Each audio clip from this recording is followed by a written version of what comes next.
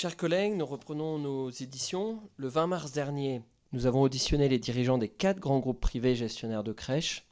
Nous avons souhaité approfondir ces échanges en recevant, lorsque cela n'a pas été possible, dès le 20 mars, les fondateurs de ces groupes. Dès le 20 mars, nous avions pu échanger avec M. Durieux et Mme Broglin, fondateurs de People & Baby. Jeudi dernier, 28 mars, nous rencontrions M. Rodolphe et Édouard Carl, fondateurs de Babylou. Et ce soir à 18h30, nous auditionnerons M. Jean-Emmanuel Rodo-Kanaki, fondateur de Grandir les Petits Chaperons Rouges. Et ce matin, pour avoir la vision complète, nous auditionnons donc M. Sylvain Forestier, fondateur de la Maison Bleue, qui a souhaité être accompagné de Mme Claire Laaubillet, que nous avons déjà reçue le 20 mars en sa qualité de directrice générale. Merci Monsieur Forestier de vous être rapidement rendu disponible.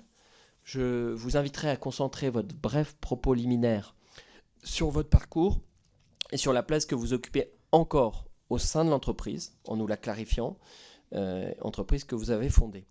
Des questions viendront ensuite enrichir nos échanges.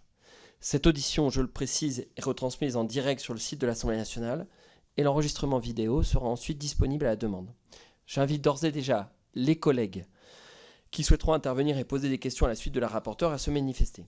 Il me reste à vous rappeler, Madame, Monsieur, que l'article 6 de l'ordonnance du 17 novembre 1958 relative au fonctionnement des assemblées parlementaires impose aux personnes auditionnées par une commission d'enquête de prêter le serment de dire la vérité, toute la vérité, rien que la vérité. Je vous invite, Madame, Monsieur, à lever la main droite et à dire « je le jure ». Je vous remercie et je vous laisse tout de suite la parole, Monsieur Forestier, pour votre propos liminaire. Appuyez sur le bouton rouge et vous avez la parole. Merci Monsieur le Président. Donc, je suis Sylvain Forestier, je suis président de la Maison Bleue. Claire Lao est directrice générale. Donc... Approchez-vous bien du micro pour que ça soit bien entendu de tout le monde et au compte-rendu. Est-ce que ça convient comme ça? Parfait. Donc je suis Sylvain Forestier, j'ai créé la Maison Bleue en 2004, après d'autres créations d'entreprises. J'ai créé la Maison Bleue avec Antonia Rigbosch, qui est infirmière puéricultrice. Moi, j'ai toujours été entrepreneur, donc encore une fois, j'avais d'autres entreprises avant la Maison Bleue. Et ce qui m'intéresse en tant qu'entrepreneur, c'est le développement, c'est de construire quelque chose. Et j'ai eu le sentiment confirmé par la suite que les crèches, c'était du long terme, c'était de la durée, c'était un investissement qui s'inscrivait dans un paysage social et humain, et que donc il y avait matière à construire quelque chose de solide sur le long terme. Après, ce qui m'a aussi beaucoup intéressé, c'est que c'est multifacette, il y a plein de dimensions, il y a de la pédagogie, il y a du social, il y a de l'international, de plus en plus, on y reviendra, puisque c'est surtout de cela dont je m'occupe aujourd'hui. Il y a une partie immobilière, aménagement, et donc c'est quelque chose de très complet, et j'ai toujours été attiré par ça. Après, ce que j'avais pressenti au moment de créer la Maison Bleue, et qui s'est confirmé, c'est que c'était un sujet crucial dans l'évolution des sociétés occidentales, et l'évolution démographique me le confirme, à la fois parce qu'on a besoin des crèches, c'est un facteur essentiel pour lutter contre la baisse démographique, et c'est aussi un grand facteur d'intégration, notamment pour des populations défavorisées. Donc j'ai pressenti que les crèches étaient déjà quelque chose d'important, mais allaient le devenir davantage, qu'il allait falloir en créer beaucoup. Et j'ai aussi pressenti, ce qui a été aussi confirmé tant en France qu'à l'étranger, que l'État, le public, allait avoir besoin du privé pour pouvoir soutenir cet effort de création. Et ce sont les raisons pour lesquelles j'ai été dans ce domaine. Donc aujourd'hui, la Maison Bleue, c'est près de 400 crèches en France, 200 à l'étranger. Ce qui est intéressant à noter, c'est que vous avez à peu près une dizaine de groupes dans le monde qui s'occupent de crèches. La plupart des sociétés intermédiaires disparaissent. Et que sur ces 10 groupes, il y en a 4 français. Et ça, je pense que c'est vraiment une réussite intéressante. Je parlerai sans doute pas mal d'international parce que c'est beaucoup ce dont je m'occupe. Encore une fois, je suis président de la Maison Bleue. La direction générale est gérée par Claire Laaubillet, à ma droite. Et donc, sur les aspects davantage opérationnels, c'est davantage Claire qui s'en occupe. Moi, je m'occupe de la stratégie, des aspects financiers sur lesquels je serais ravi de vous répondre, et des aspects internationaux. Donc voilà ce que je pouvais dire en propos liminaires. Merci Monsieur Forestier. Avant de céder la parole à la rapporteure, moi j'ai une première question liminaire. Je vous ai demandé votre rôle. Est-ce que vous pouvez clarifier, puisque vous parlez de président du groupe La Maison Bleue, est-ce que vous avez d'autres fonctions dans d'autres sociétés ou structures juridiques liées à La Maison Bleue? Est-ce qu'il y a des structures immobilières notamment? Est-ce que vous avez aussi, dans ce que vous demandez en tant que président, puisque j'ai bien compris que le côté opérationnel était géré par votre directrice générale, quels sont les objectifs que vous demandez à votre directrice générale, notamment en termes de qualité et de modèle? Monsieur Forestier, vous avez la parole. J'avais oublié, pardonnez-moi, Monsieur le Président, d'éteindre le micro. Je suis président exécutif. Ça veut dire que j'ai à charge la conduite de la société, déterminer sa stratégie et voir la manière dont elle est appliquée. Et bien sûr, je suis mandataire social et j'assume la responsabilité que ça implique par rapport à l'ensemble de l'environnement de la société. C'est mon job à plein temps.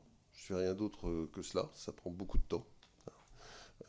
C'est vrai qu'on se partage les choses avec Claire et qu'on communique beaucoup, mais je ne fais rien d'autre. J'ai aucun autre travail, ni rémunéré ni non rémunéré, actuellement.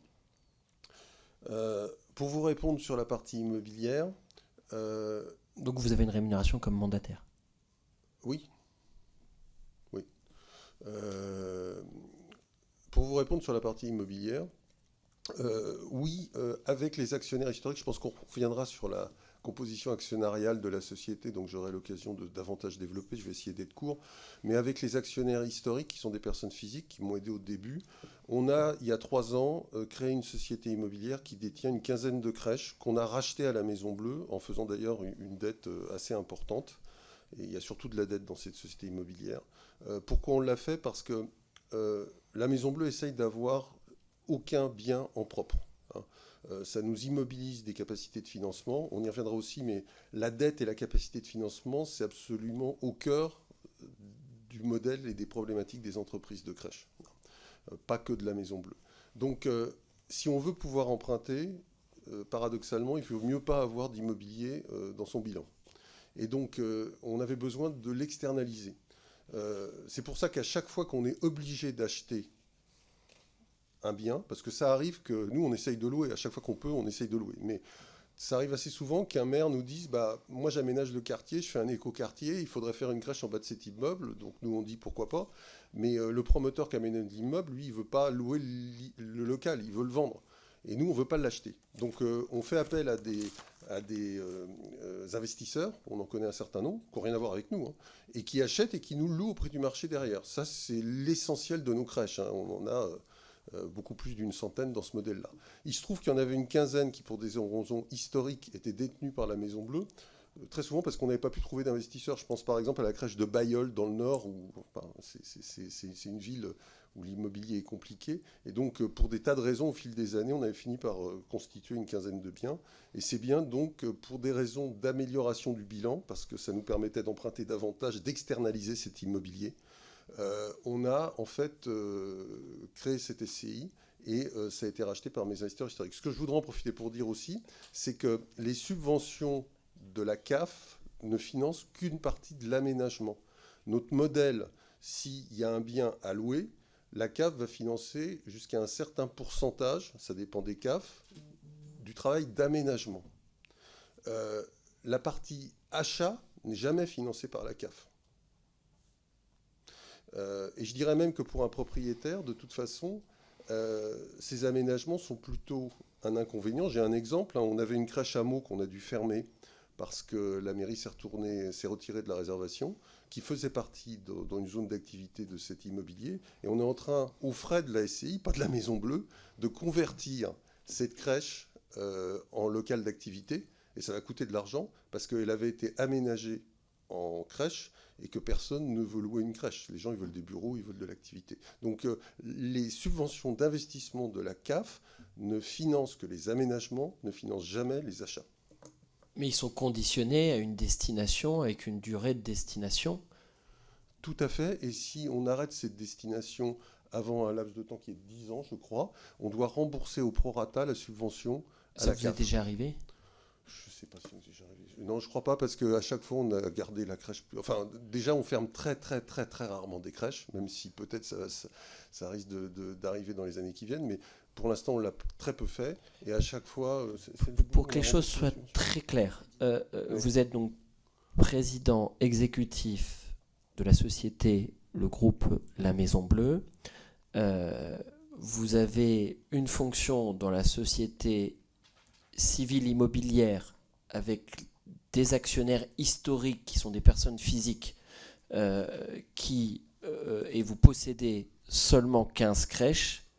C'est bien ça. C'est tout à fait. Et donc, sorti de là, vous n'avez pas d'autres fonctions ou d'autres structures? Non, aucune. Très bien. Madame la rapporteure, vous avez la parole. Merci Monsieur le Président, Madame Lahotte, Monsieur Forestier, merci d'être avec nous aujourd'hui. Mes questions s'articuleront autour de 3 axes. La question de votre modèle économique, que nous avons déjà abordé par l'intermédiaire des questions posées par le Président, celle de la représentation d'intérêts et la question de la qualité d'accueil dans vos établissements. Alors, ce que je vous propose, c'est que je vous fais donc une série de questions, en l'occurrence sur votre modèle économique. Je vous laisserai répondre. Si d'aventure vous oubliez de répondre à une question, je ne manquerai pas d'y revenir. C'est une commission d'enquête avec beaucoup de rebonds. On aime le basket. Alors, ma première question, c'est sur votre niveau de rentabilité aujourd'hui. Quel est-il ? Et y a-t-il en réalité une disparité importante entre votre rentabilité en France et à l'étranger? Dans la mesure où vous vous occupez de l'activité du groupe à l'étranger, vous pourrez certainement nous éclairer là-dessus. Et si oui, comment vous expliquez ces écarts de rentabilité? Quelle est la structure actuelle de votre actionnariat? Pourquoi vous avez fait le choix en 2012 de faire appel à des fonds d'investissement, peut-être en substitution aussi de crédits bancaires? Pourquoi vous êtes-vous tourné vers la BPI en 2016 et pourquoi a-t-elle décidé de vous soutenir? Alors, j'avais un certain nombre de questions sur votre modèle immobilier, mais il me semble que vous avez répondu simplement. J'aurais une question sur la façon dont vous établissez les conditions de la prise à bail et notamment le montant des loyers. Ensuite, je souhaitais vous interroger sur votre activité d'allocation de places en crèche pour savoir quel volume financier cela représente par rapport à votre activité traditionnelle d'accueil du jeune enfant. Quelle est en réalité la différence de rentabilité entre ces deux activités et comment définissez-vous la part du prix de commercialisation qui reste au bénéfice du groupe et la part de la commercialisation qui revient aux gestionnaires de crèche pour l'accueil du jeune enfant? Quels sont en volume annuel vos frais de siège? Comment sont-ils ventilés? Comment se fait-il que des rapports fassent état de difficultés persistantes de la part des administrations compétentes pour obtenir la clé de répartition de vos frais de siège, alors que votre activité d'accueil de jeunes enfants en crèche est largement financée par de l'argent public? Et enfin, je souhaitais vous interroger sur la suppression du CIFAM. Vous n'êtes pas sans savoir qu'un certain nombre de rapports ont été publiés et préconise cette suppression. Ma question est donc simple. Quelles seraient, selon vous, les conséquences de cette suppression sur votre activité, mais aussi sur l'ensemble du secteur? Je vous remercie. Monsieur Forestier, 8 thématiques de questions. La première, rentabilité. Alors, la rentabilité, actuellement, elle est entre 0 et 1%. La rentabilité nette. En France? Oui, mais à peu près aussi à l'étranger. Si vous voulez, ce qui est intéressant, c'est que, comme je l'évoquais, il y a une dizaine de groupes dans le monde qui sont des entreprises de crèche. D'ailleurs, les 2 plus gros groupes ne sont pas français, c'est un américain et un scandinave, qui sont d'ailleurs tous les 2 cotés en bourse, donc toutes leurs données sont publiques et disponibles. Il y en a un qui s'appelle Academedia et l'autre Bright Horizon. Quand vous regardez les pays autour de nous, les Pays-Bas, la Grande-Bretagne, l'Allemagne, en fait, ces groupes sont implantés. Par exemple, le groupe scandinave, qui travaille d'ailleurs énormément avec le public. Une grande partie de l'activité des crèches en Suède est privée. et une grande partie des financements d'Académédia sont publics. Ils sont présents par exemple aux Pays-Bas, en Allemagne, en Angleterre. Bon. Aucun de ces groupes n'est présent en France. Aucun. Pourquoi ? Une des raisons importantes, parce que je les connais, ces groupes, c'est que ce n'est pas rentable. La France a une très mauvaise rentabilité. Alors, pour répondre à votre question, il ne faut pas confondre la rentabilité nette et la marge que fait une entreprise. La marge de l'entreprise, ça lui permet de rembourser ses dettes et ses emprunts. Donc, notre rentabilité nette, elle est très faible parce qu'on a énormément de dettes. La Maison Bleue, moi je suis pour être transparent, on a autour de 270 millions d'euros de dettes, ce qui par rapport à notre chiffre d'affaires est considérable. Aujourd'hui, notre rentabilité... Votre chiffre d'affaires, vous l'avez transmis, mais... Aujourd'hui, on doit être 340-350 millions en 2024 si on y arrive. Et toutes les autres entreprises de crèche sont très endettées. Pourquoi ? Parce que quand vous créez une crèche, il faut la financer. Et ça coûte très cher. Et donc, la marge des entreprises de crèche, elle nous sert à payer les intérêts des emprunts, parce qu'actuellement, vu la hausse des taux d'intérêt, on a juste de quoi faire deux choses. C'est faire la maintenance dans les crèches, parce qu'on dépense des millions par an à réparer les crèches, les mettre à niveau, il y a toujours des problèmes, un trou dans le toit, etc. Et ça nous permet de payer les intérêts des emprunts. C'est à ça que nous sert notre marge. Et la rentabilité nette, après, elle est quasiment nulle. Alors effectivement, la rentabilité est un peu meilleure dans certains pays. Ce n'est pas une rentabilité extraordinaire, on n'est pas un groupe de luxe, mais effectivement, elle est un peu meilleure dans certains pays. Simplement, pour nous, elle reste assez faible encore parce qu'on est en phase de montée en puissance dans ces pays. On s'est installé il n'y a pas si longtemps et on a, par exemple, à peu près 80 crèches en Grande-Bretagne. On n'a pas du tout la taille qu'on a en France. Donc, ce qui explique pourquoi la rentabilité globale reste mauvaise. Mais de toute façon, et ça, c'est vraiment au cœur du modèle, les entreprises de crèche font l'investissement. Quand vous comparez les coûts de revient, le compte de charge d'une mairie, d'une collectivité publique et d'une entreprise de crèche, en fait, il faut voir que la mairie, elle a fait son investissement une fois pour toutes. La plupart du temps, ça coûte beaucoup plus cher que nous parce qu'elle achète très souvent ou elle construit au lieu de louer. Et une fois qu'elle a fait cet investissement, on n'en parle plus. Et donc, elle n'a plus que ses coûts de fonctionnement. Nous, nos coûts de fonctionnement, notre compte de charge, vous avez les coûts de fonctionnement plus le remboursement de notre dette. Et aujourd'hui, le gros problème des entreprises de crèche, c'est qu'elles sont excessivement endettées. J'ajouterais sur ce point, pour terminer, Monsieur le Président, que ces investissements qui ont été faits, ils ont été faits à la place du public. C'est-à-dire que je pense qu'il y a nettement plus d'1 milliard d'euros qui ont été investis par les entreprises de crèche. Si on ne l'avait pas investi, c'est le public qui aurait dû l'investir. Et je passe sur les DSP concessifs, nous en avons un certain nombre, où comme vous le savez, là ce sont des DSP, d'ailleurs, pardonnez-moi, mais j'ai omis de le préciser lors de votre question sur l'immobilier, nous avons effectivement quelques biens immobiliers actuellement à la Maison Bleue, ce sont des DSP concessives, c'est-à-dire c'est des DSP qui, à l'issue de la DSP, reviennent pour 1 euro à la mairie. Ça, on ne peut pas les externaliser parce qu'aucun investisseur ne veut acheter un bien qui, au bout de 8 ans, vaudra 0. Donc on en a 4, oui. On a 4 DSP concessives. On vient d'en gagner une pour la mairie de Bordeaux, d'ailleurs. Et c'est les seuls biens immobiliers qu'on ait. Donc voilà ce que je dirais sur la rentabilité. J'espère avoir répondu. Les communes, quand même, font aussi un peu de maintenance, une fois qu'elles ont construit ou acheté. La deuxième question, c'est sur la structure de l'actionnariat, Madame la rapporteure. C'est bien ça. Allez-y. Alors moi j'ai créé la Maison Bleue avec quelques amis qui sont toujours au capital d'ailleurs. On a une structure d'actionnariat très éclatée, la Maison Bleue, sans doute la plus éclatée des concurrents français, pour 2 raisons. La première, c'est que jusqu'en 2012, moi j'ai créé la Maison Bleue en 2004, donc c'est quand même 8 ans, c'est long. J'ai financé la Maison Bleue grâce à l'apport de privés, et grâce à la dette, et aussi, il faut le dire, grâce au concours obligataire, donc c'est évidemment un type de prêt, de la BPI, qui nous a soutenus depuis très longtemps. L'autre raison pour laquelle on est très éclaté, c'est qu'on a un gros actionnariat salarié. Moi, j'ai toujours cru à l'actionnariat salarié, et donc j'ai toujours fait en sorte qu'un grand nombre de managers soient intéressés au capital. Et aujourd'hui, on en a pas mal qui sont encore là, plus tous ceux qui sont partis et qui gardent leurs actions. Donc on a quand même un grand nombre de salariés ou d'ex-salariés. Alors ça, c'est un modèle qui a fonctionné jusqu'en 2012. Mais il arrive un moment où quand vous voulez continuer à vous développer, et du fait que ça coûte très cher, les banques vous disent vous êtes gentil, mais vous n'avez pas la structure de bilan pour vous permettre de pouvoir financer votre croissance. Et il faut renforcer vos capitaux propres. Ou il faut un actionnaire de référence. Ce n'est pas simplement apporter des capitaux propres, mais montrer que vous avez un actionnaire solide.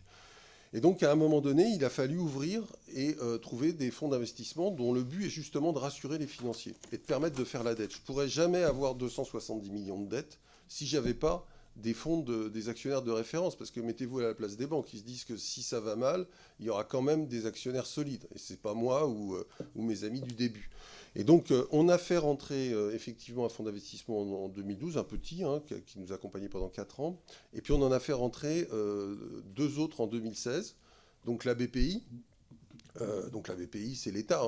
Moi, j'ai en fait, quelque part, mon actionnaire de référence à 30%, c'est l'État. Et la BPI n'a pas le droit de faire un investissement seul. Il leur faut un co-investisseur.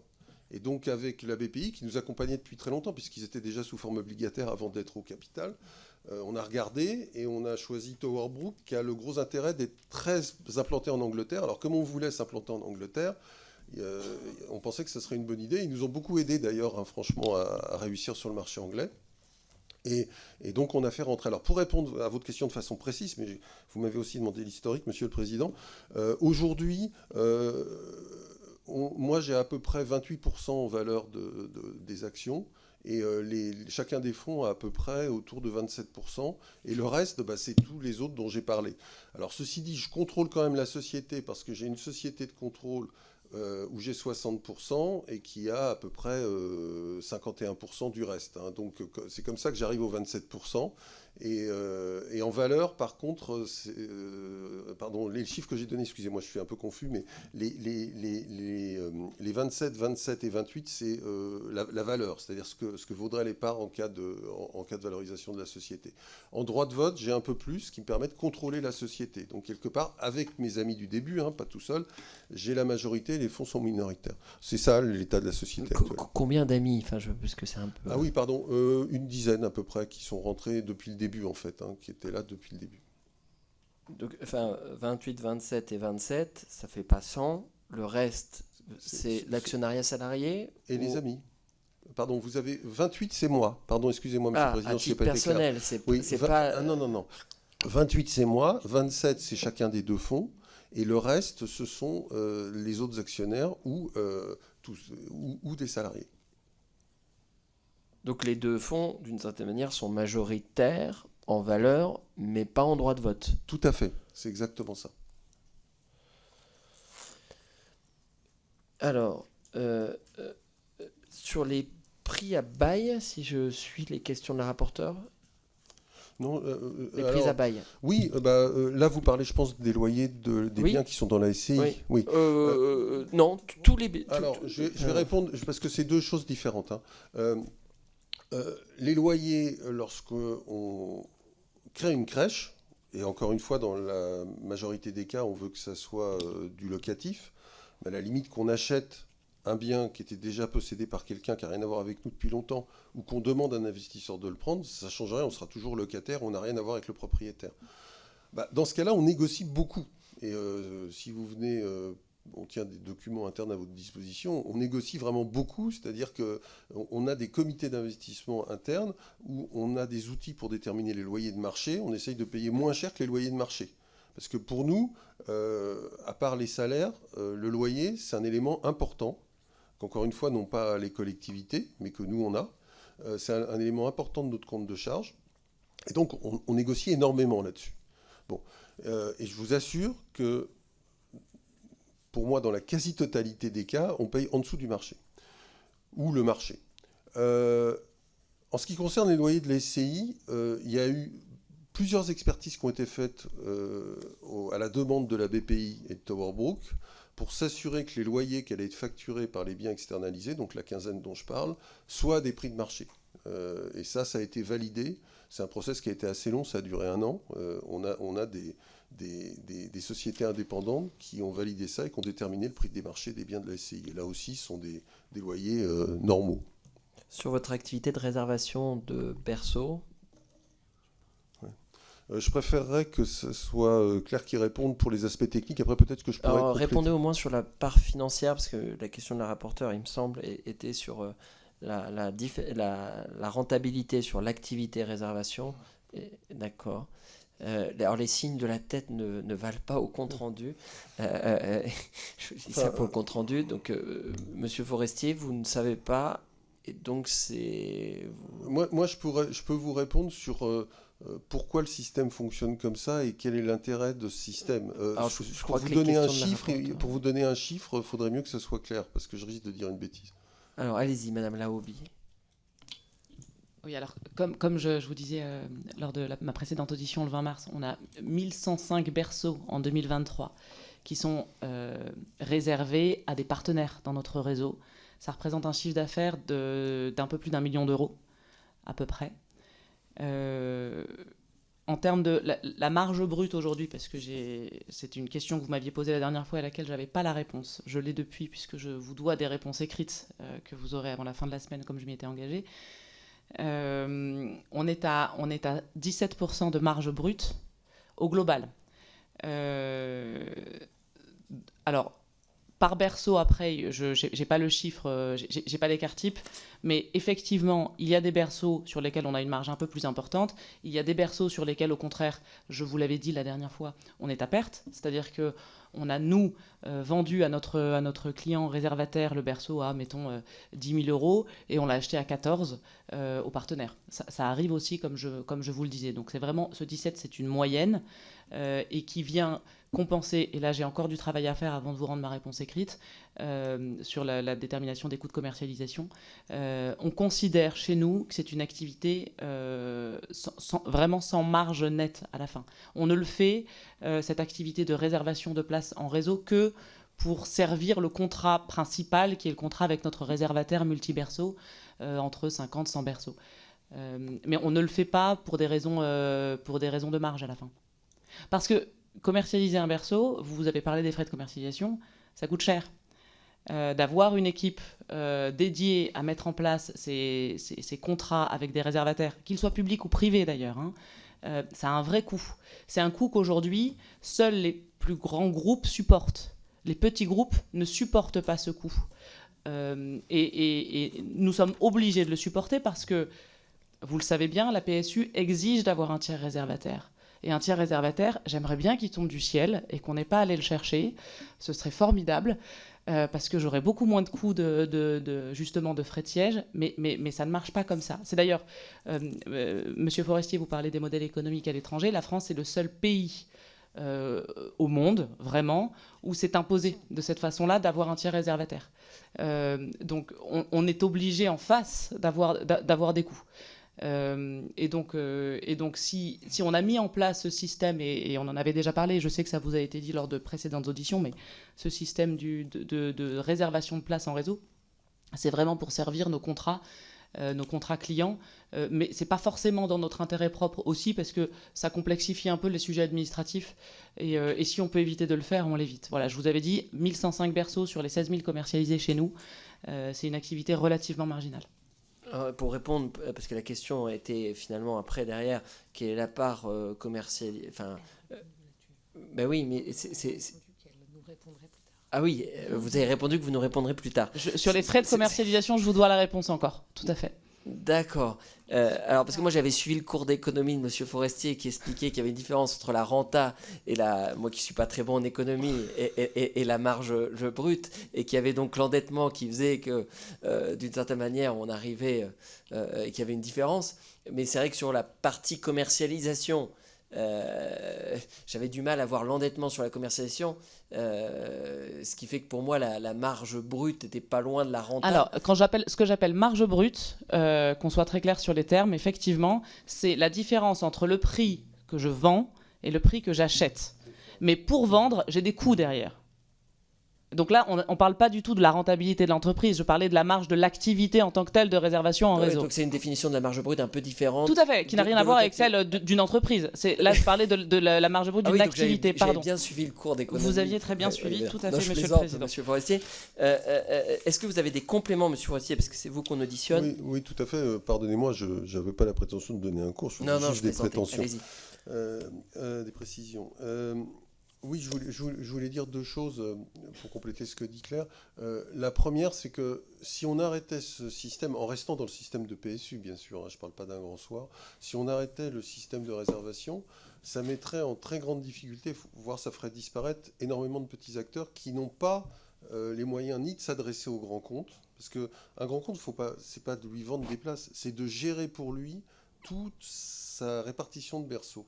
Quand vous avez un grand groupe qui vous prend 80 ou 90 places, il ne veut pas s'en occuper, sauf qu'il a des milliers de salariés. Donc on est obligé de mettre en place des extranets, des commissions d'attribution, en liaison bien sûr avec la direction des ressources humaines, mais c'est nous qui faisons le travail. Et je peux vous dire, c'est assez similaire à ce que font d'ailleurs les villes dans leur commission municipale d'attribution, je peux vous dire que c'est beaucoup de travail. Ça, les petits n'ont pas les moyens de s'adresser aux grands comptes, et de toute façon, ils n'ont pas les gens pour le faire. Donc si demain on arrêtait d'acheter chez eux, ils perdraient ces recettes, et ils se retrouveraient dans des situations économiques excessivement difficiles. Puisqu'encore une fois, et je voulais insister là-dessus, la France, comme l'a dit Claire, est le seul pays de l'OCDE où il y a un tiers financeur. Ça, c'est aussi, je disais qu'un des éléments centraux de notre modèle, c'est la dette. L'autre élément central, c'est le tiers financeur. Dans tous les autres pays, c'est très simple, vous avez un tarif libre pour les parents. Les parents vont où ils veulent, parce que comme il y a beaucoup plus de crèches dans la plupart des autres pays, c'est un peu l'offre et la demande. Bon. Donc il y a un tarif libre pour les parents, et ceci est complété par un abondement qui est parfois en tiers payant d'ailleurs, du système public. Mais qui peut être le territoire, parce que là on a l'impression que vous parlez du tiers réservataire comme s'il était que privé, mais on a des tiers réservataires publics. Là, pardon Monsieur le Président, ce que je décrivais, c'est ce qui se passe à l'étranger. Donc à l'étranger, je vais revenir à ce que vous dites qui est très important. Mais oui, bien sûr que le tiers réservataire aussi pour le public, mais je vais y venir. Donc ce que je veux dire, c'est qu'à l'étranger, vous avez les parents et le système public qui paye. Avec parfois, parce que c'est un autre sujet, des restes à charge pour les parents qui sont plus faibles qu'en France, voire nuls. Par exemple, on est au Luxembourg. Quand vous avez un salaire relativement faible au Luxembourg, vous pouvez ne rien payer du tout. Donc le fait que le public prenne à charge la totalité du reste à charge des parents, c'est un autre sujet que celui de n'avoir que le public et les parents qui payent. C'est deux sujets différents. Mais dans tous les pays de l'OCDE, et je peux vous dire, nous on est dans 4, bientôt 5, et j'en connais la majorité aujourd'hui, dans la totalité des pays de l'OCDE, il n'y a pas ce tiers réservataire. Donc ce tiers réservataire, c'est quoi finalement ? Alors, pour les collectivités, c'est la majorité des crèches en France. J'en profite d'ailleurs pour dire que la part du privé dans la gestion des crèches est beaucoup plus faible en France que chez les voisins. Beaucoup plus faible. On est plutôt à 50 ou 60% à l'étranger. Mais ce tiers réservataire qui est donc payé par les communes sur leur budget quand il s'agit de crèches en régie, bien sûr, depuis toujours, bien avant qu'on existe, nous, il faut qu'on trouve un tiers réservataire qui va être soit une administration, soit une ville qui nous achète des berceaux, soit une entreprise. Quand il s'agit d'une entreprise, il faut regarder la mécanique, c'est laquelle ? C'est que quelque part, on fait financer par l'entreprise une minoration du reste à charge des parents et des collectivités, ou du public. Dans tous les autres pays, c'est le public qui paye ou le parent. Si le parent ne paye pas beaucoup, le public va payer énormément. En France, on prend aux entreprises, via notre intermédiaire, puisqu'il n'y a que nous qui vendons des places aux entreprises.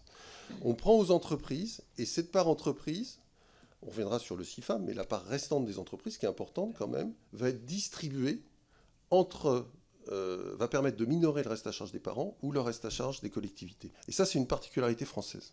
Les frais de siège, monsieur Forestier. Alors, les frais de siège. Je laisserai Claire répondre sur les chiffres, toujours pareil, mais ce que je peux dire, c'est que les frais de siège, d'abord, les collectivités aussi ont des frais de siège. Lorsque vous faites tourner une crèche, il y a quelqu'un qui vient faire l'entretien, il y a quelqu'un qui fait la paie, quelqu'un qui fait la compta. Quand vous avez des centaines de crèches et des milliers de salariés, il faut des gens qui fassent les RH, qui fassent la compta, etc. Et ça a un coût. Mais qui a beaucoup augmenté.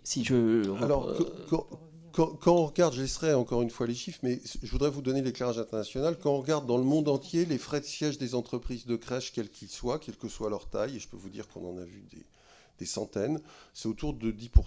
C'est à peu près ce qu'on constate, et vous pouvez le vérifier très facilement, Monsieur le Président, puisque, encore une fois, les 2 plus grosses entreprises sont publiques, donc vous avez accès à tous les rapports.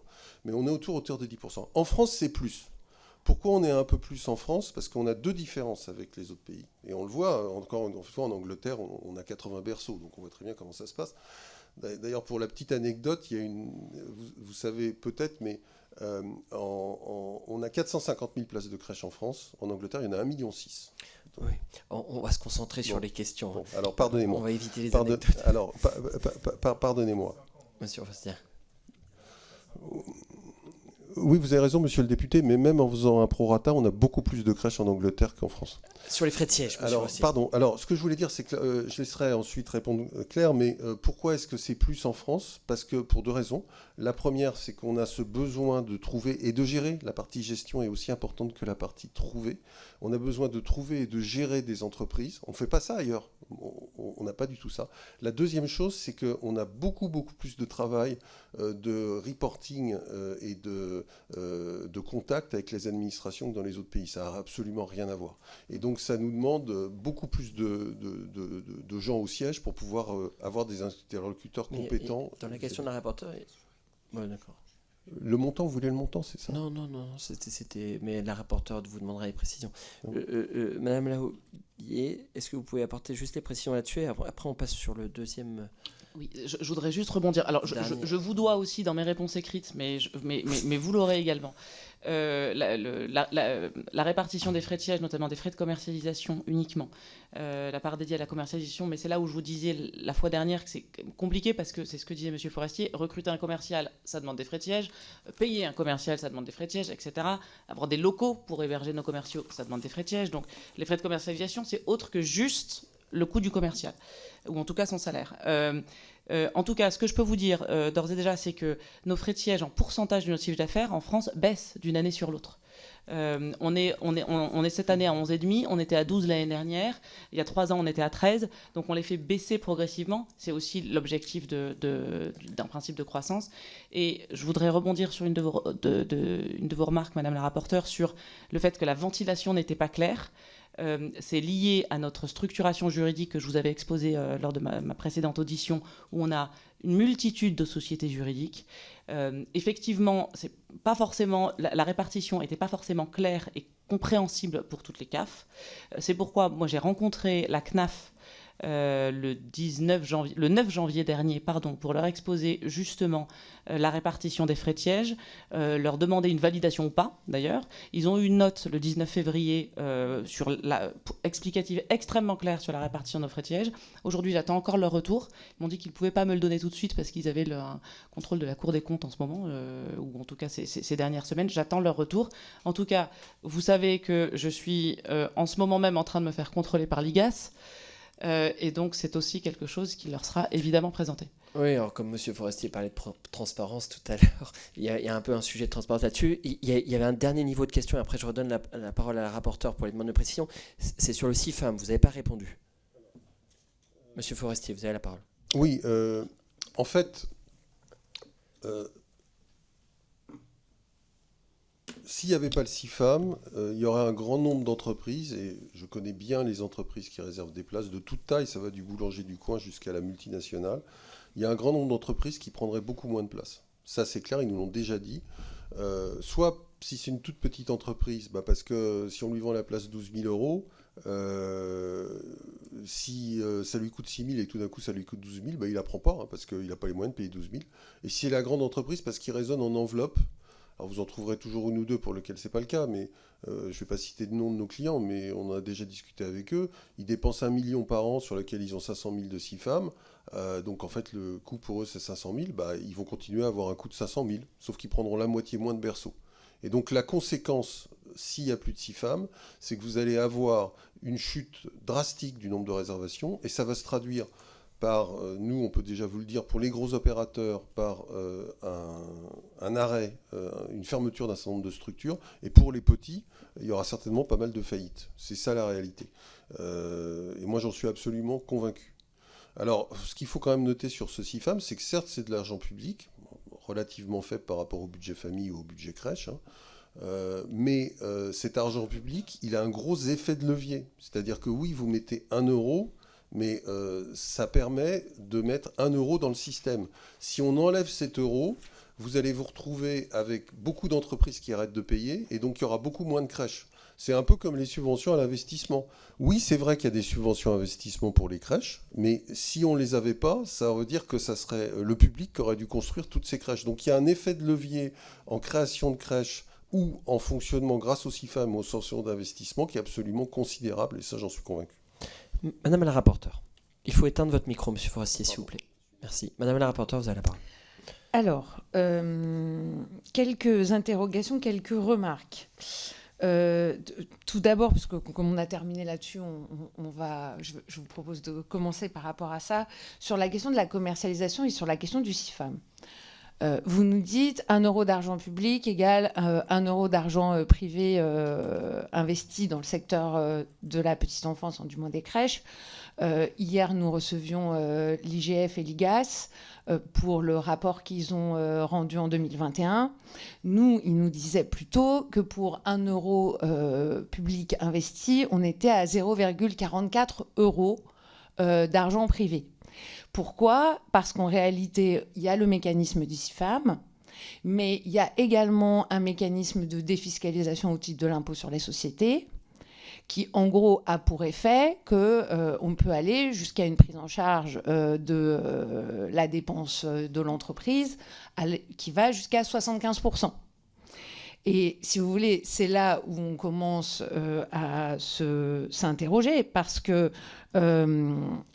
bien évidemment que la collectivité, la collectivité au sens large et la puissance publique, on va dire, a vocation à prendre en charge une partie du coût d'accueil du jeune enfant en crèche. Mais là, on est en train de parler donc de frais de commercialisation. Vous me dites, on est à 17% de marge brute. Vous me dites aussi que vous en vendez certains à perte.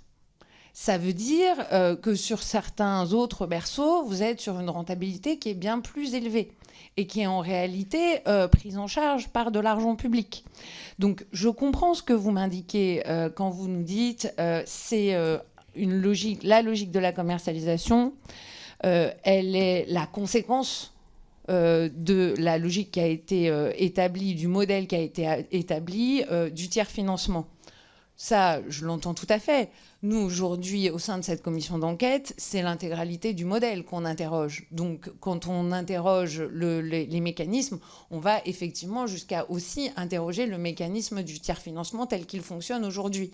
Parce que ce qu'on peut quand même constater, je crois qu'on en est tous d'accord, c'est qu'à un moment, ce mécanisme-là, il a vocation à ce que l'argent public finance de la commercialisation de berceaux, alors que je pense qu'on peut tous convenir du fait que l'argent public a vocation à financer l'accueil du jeune enfant.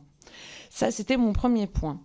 Mon second point, sur la question vous nous dites, vous indiquez que les investissements sont réalisés à la place du public.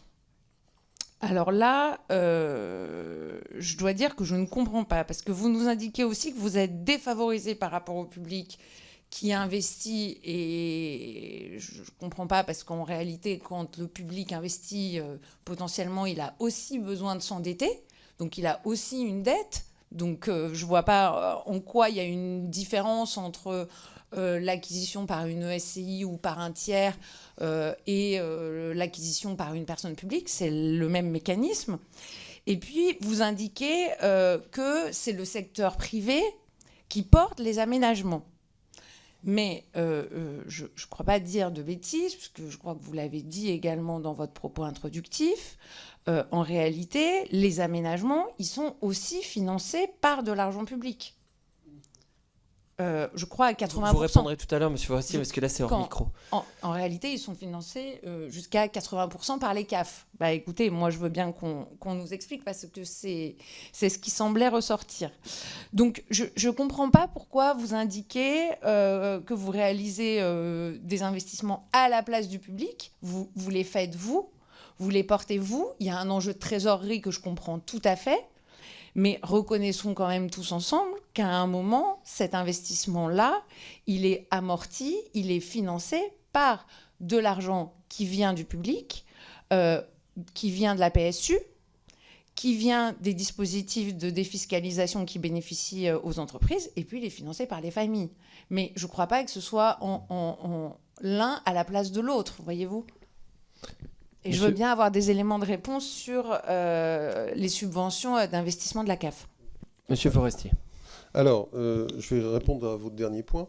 Les subventions d'investissement de la CAF, 80%, c'est un maximum. Très souvent, c'est nettement moins. Et donc, ça veut dire que le reste à charge en investissement, quand on ouvre une nouvelle crèche pour une entreprise de crèche, c'est très facilement 400, 500 000, 700 000 euros que nous devons payer hors subvention, en plus des subventions, pour financer. C'est pour ça qu'on a de la dette d'ailleurs, parce qu'elle n'est pas venue de nulle part. Bon. Donc nous avons des investissements qui sont très conséquents. J'ai pas dit qu'on le faisait, que le public n'avait pas ses propres coûts. Bien sûr que le public, lorsqu'il ouvre une crèche, il le finance. Encore une fois, très souvent, et ça, nous on travaille avec une centaine de collectivités, on a une grande proximité avec elles et on voit très bien comment elles fonctionnent. Les collectivités, j'ai pas dit qu'elles ne finançaient pas, j'ai dit qu'elles finançaient différemment. C'est-à-dire que d'une part, elles vont plutôt faire des achats ou des constructions ex nihilo qui coûtent beaucoup plus cher que les locations que l'on fait. Et d'autre part, quand elles présentent un compte de charge, ce poids de l'immobilier, que vous l'appeliez amortissement, remboursement, n'apparaît pas. C'était simplement en termes de comparaison. Mais j'ai jamais dit qu'il n'y avait pas d'investissement des crèches municipales. Au contraire, il est supérieur au nôtre. Bon. Il se trouve que nous, quand on en fait une, on a un reste à charge que même sans prendre en compte ce que j'ai dit, c'est-à-dire que si la mairie devait faire la crèche, elle, sans doute qu'elle la construirait, donc ça lui coûterait des millions d'euros. Mais même en admettant, ce qu'une mairie ne fait jamais, si elle loue un local, eh bien, elle devrait payer la part qui nous reste, les 4, 500, 600 000. Donc c'est là où je dis que lorsqu'on construit, on le fait à la place du public. C'est la vérité. Et je passe sur les DSP concessibles, où ça revient derrière. Bon. Et j'ajouterais aussi qu'une des raisons pour lesquelles, dans la plupart des pays voisins, on a un taux d'équipement très supérieur en nombre de crèches, à la fois en stock, c'est-à-dire le nombre de places par million d'habitants, mais en flux, c'est-à-dire en dynamique de création, c'est parce que la part du privé est beaucoup plus importante. Donc il y a une réactivité dans ces pays et un financement, c'est le cas par exemple en Angleterre ou aux Pays-Bas, des crèches par le privé qui a permis à ces pays d'avoir un équipement en crèche qui est sans commune mesure avec celui de la France. Donc j'espère avoir répondu sur la partie investissement. Madame la rapporteure, il faut éteindre votre micro. Vous m'avez indiqué que le 80% c'était un maxi, mais en fait, quel est le mini ? Et en moyenne, qu'est-ce que c'est ? Parce que c'est quand même le nerf de la guerre. Madame la Aubier. Alors, il y a plusieurs éléments. Le coût d'investissement d'une place, donc je parle juste effectivement de l'aménagement, ici, c'est à peu près 25 000 euros chez nous. En règle générale, la subvention, par berceau, évidemment, la subvention qu'on reçoit est de l'ordre de 8 000 euros, donc ça fait un tiers plutôt. Alors effectivement, selon le taux de couverture, ça peut être plus, ça peut aller jusqu'à 15 000 euros, mais c'est plutôt rare. Donc nous, aujourd'hui, à la Maison Bleue, on est dans une moyenne autour de 9-10 000 euros. Je précise autre chose, parce que vous ne l'avez pas forcément évoqué, mais c'est qu'aujourd'hui, les micro-crèches ne bénéficient d'aucune subvention à l'investissement. Donc ce sont des places qui sont créées uniquement supportées par l'entreprise. J'ajoute un dernier point, Madame la rapporteure. Quand vous faites des DSP pour des communes, dans le cahier des charges de DSP, il y a la part de l'investissement qui va être à la charge du délégataire, déduction faite des subventions de la CAF, sauf que vous ne les connaissez pas forcément. Si. Alors, en fait, là vous parlez, Monsieur le Président, pardon, je vous ai interrompu, d'une DSP concessive. Une DSP concessive, nous, on ne lance de toute façon jamais de travaux parce qu'on n'en a pas l'autorisation, avant d'avoir présenté les devis à la CAF et d'avoir obtenu la validation du montant des travaux. Donc de toute façon, et à la fin, on doit présenter la réalité des factures pour toucher la subvention d'investissement, qui doit être évidemment dans les mêmes montants que les devis. Donc même pour une DSP concessive, on va faire exactement la même chose. Mais comment vous expliquez ce que le rapporteur dit sur les 80% qui nous ont été dits en audition par un président de CAF local, par voilà. Mais alors, honnêtement, c'est un maximum. Oui. Et pourquoi vous l'obtenez pas, ce maximum? En fait, c'est ça la question. Alors, j'aimerais beaucoup l'obtenir. Alors, peut-être que j'irai me retourner vers mes équipes pour savoir pourquoi on ne l'obtient pas. Je pense que la réponse est à obtenir auprès des CAF locales. Mais je vous assure que le socle de base, c'est 8 000 € et que nous, le coût d'investissement, c'est 25 000 € par place. Si vous pouvez nous transmettre des documents à la rapporteure dans les réponses qui vous sont faites. Volontiers. Madame la rapporteure. Merci pour ces éléments. Je vous propose qu'on continue sur la question de l'activité d'influence. Alors, Monsieur Forestier, vous êtes parmi les tout premiers à avoir investi dès la libéralisation du secteur des crèches privées. Dans ce secteur-là. Les autorités politiques vous ont probablement regardé comme un acteur incontournable pour satisfaire leur ambition d'augmenter le nombre de places en crèche. Avez-vous eu en conséquence des liens ou des voies d'accès privilégiées à des ministres, à des parlementaires, toutes couleurs politiques confondues? Et quelle a été votre influence sur les modifications législatives et réglementaires qui sont intervenues ces 20 dernières années? Monsieur Forestier, vous avez la parole pour répondre à la rapporteure.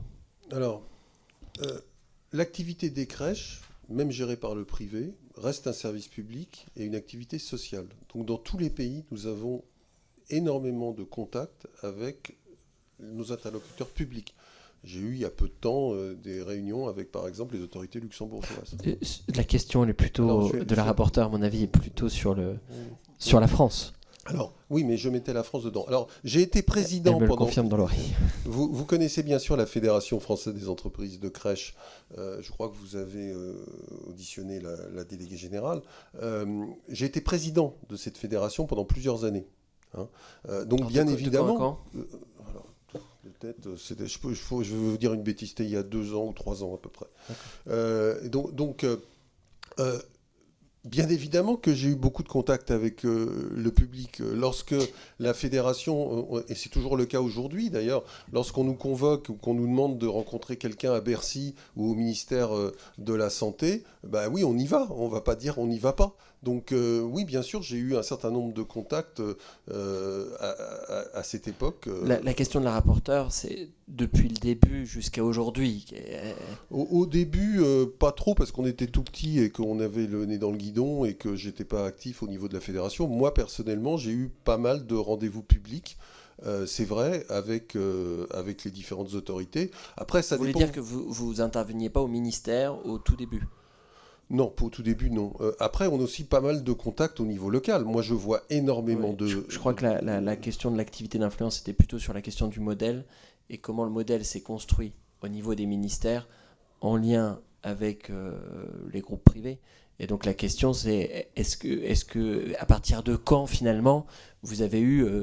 c'est ça, madame la rapporteure? Écoutez, le modèle aujourd'hui, c'est quoi? C'est la PSU, les micro-crèches, les subventions. Franchement, l'impact du privé là-dessus, pour moi, il est très faible ou inexistant. Parce que franchement, votre question, c'est l'activité d'influence que vous avez eue. Est-ce qu'en 2007, est-ce que dans ces années-là, vous avez eu des contacts au ministère? Non, à cette époque-là, je ne pense pas avoir eu vraiment des rendez-vous parce que la société était trop petite et que j'avais le nez dans le guidon. J'étais pas encore vraiment présent au niveau de la fédération. Je ne me souviens plus quand elle s'est créée. Mais honnêtement, le modèle de la PSU, qui a beaucoup de défauts, comme vous le savez, si on avait pu vraiment influer dessus, je ne pense pas qu'il serait comme il est actuellement. Si on avait pu influer sur le modèle, vous pensez qu'il n'y aurait pas de subvention sur les micro-crèches? Enfin, je peux continuer. Hein. Non. Après, on parle, oui, et oui. Vous aimeriez avoir plus d'influence? Non, je sais pas. Je ne formulerai pas les choses comme ça, Monsieur le Président. Je dirais qu'on aurait aimé peut-être que certaines décisions ne soient pas tout à fait prises comme celles qui ont été prises. Madame la rapporteure. Il faut que vous éteigniez votre micro, Monsieur Forestier. Merci, Madame la rapporteure. Écoutez, Monsieur Forestier, c'est une réponse que vous nous avez faite. Enfin voilà, la question que je me pose et que je vous pose, c'est celle de savoir dans quelle mesure vous avez pu influer sur les différentes évolutions réglementaires. Je vais vous donner un exemple. On sait aujourd'hui, on s'interroge particulièrement sur la réglementation relative aux micro-crèches et un certain nombre de dérogations qui ont eu lieu, dont on a bien compris l'intérêt pour permettre l'ouverture ou le maintien de places de berceaux, mais qui posent de réelles difficultés sur les conditions d'accueil des jeunes enfants. Et donc ma question, par exemple, c'est celle de se dire, est-ce que sur une dérégulation autour des micro-crèches, c'est quelque chose sur lequel vous avez pu influer, que vous avez pu souffler à l'oreille d'un ministre ou d'autres d'ailleurs, et c'est une question ouverte, ce qui n'a, comment dire, qui n'implique pas une réponse orientée, enfin quelle qu'elle soit, je n'attends pas de réponse particulière de votre part, hormis la vérité. Et la réponse que vous venez de nous faire sur le fait de considérer que la réglementation actuelle, finalement, c'est pas celle qui vous satisfait le plus, et que si il avait fallu... si vous aviez eu la possibilité de jouer un rôle pour faire évoluer cette réglementation, c'est pas forcément dans ce sens-là que vous l'auriez fait. C'est déjà une réponse. Mais je veux bien vous entendre particulièrement sur la question de la déréglementation des micro-crèches, s'il vous plaît. Monsieur Forestier. Les micro-crèches, c'est quoi ? Encore une fois, c'est pas moi qui ai créé la réglementation sur les micro-crèches et je pense pas avoir influé sur la réglementation. Mais les micro-crèches, c'est quoi ? C'est en fait fonctionner comme on le fait dans d'autres pays. C'est-à-dire que les micro-crèches, il y a certes quelques places qui sont réservées par les entreprises, mais l'essentiel, c'est une répartition du coût entre les parents et la collectivité. C'est ça la micro-crèche, c'est la différence avec la PSU. Le problème de ces crèches... Oui, parce que vous parlez de micro-crèches en page. On a quand même des micro-crèches en PSU, mais allez-y. D'abord, la Maison Bleue, les micro-crèches, c'est à peu près 13% de notre chiffre d'affaires. Hein, donc, ce n'est pas l'essentiel de notre modèle. Mais j'assume, alors que la plupart des petits acteurs de la fédération, c'est 100% de leur chiffre d'affaires. Oui, nous gérons des crèches en PSU pour des mairies en délégation de service public. Nous avons une dizaine, je crois, 11. Donc, on sait ce que c'est qu'une micro-crèche en PSU. La micro-crèche page... Vous parliez du financement, vous n'avez pas eu d'influence sur la déréglementation ? Écoutez, personnellement, je ne pense pas que... le problème de la micro-crèche, c'est que c'est une micro-crèche. C'est-à-dire que, honnêtement, encore une fois, pardonnez-moi de parler de comparaison, mais c'est toujours intéressant, ça n'existe pas les crèches de 10 dans les autres pays, c'est toujours beaucoup plus gros. Simplement, pour faire cette expérimentation de financement par an public, avec beaucoup moins ou pas du tout de réservataires, ce qu'on a fait, c'est qu'on a limité ça à 10, puis à 12. Pourquoi à 12 ? Parce que c'était simplement comparable aux assistantes maternelles qui, avec 3 personnes, peuvent accueillir 12 enfants. Bon. Ce principe, en fait, a conduit effectivement à avoir la réalité des micro-crèches qui est ce qu'elle est, mais je pense qu'il aurait fallu faire cette expérimentation sur des crèches beaucoup plus grosses. Et on aurait pu alors avoir les mêmes exigences, parce que c'est vrai qu'une structure aussi petite, c'est compliqué. On a un seul lieu de vie. Enfin bon, ce qui aurait été intéressant, c'est de faire des crèches en page de 30 ou de 40. Ça aurait été intéressant. Entre parenthèses, ça, je me souviens de l'avoir demandé. Pour le coup, je le dis, lors des auditions qu'on a pu avoir, je me souviens de ça, de l'avoir proposé. Ça, je l'ai dit, mais je n'ai pas été entendu. Hein. Madame la rapporteure. Je vous remercie, Monsieur le Président, pour la franchise de vos réponses. Alors, ma dernière série de questions portera sur la qualité d'accueil et puis les conditions de travail au sein de votre groupe. Alors, le secteur des crèches, vous le savez mieux que moi, fait l'objet depuis plusieurs années d'une attention toute particulière de la part des administrations. Il suffit de lister le nombre de rapports parus ou en cours sur le sujet, mais aussi de la part des médias. Et c'est bien normal, au regard de la nature de la mission, accueillir ce que chaque parent a de plus précieux au monde et lui permettre de grandir dans les meilleures conditions, mais également au regard de la gravité du drame survenu à Lyon en juin 2022. Alors j'imagine que pour un groupe comme le vôtre, c'est quelque chose auquel on est particulièrement vigilant et qui crée de l'inquiétude. Comment avez-vous appréhendé cette attention particulière portée en particulier par les médias au secteur des crèches au sein de votre groupe et auprès de vos personnels? Et quelles mesures avez-vous mis en place pour répondre aux médias qui vous sollicitent? Et j'aurai encore quelques questions pour la suite. Monsieur Forestier, vous avez la parole.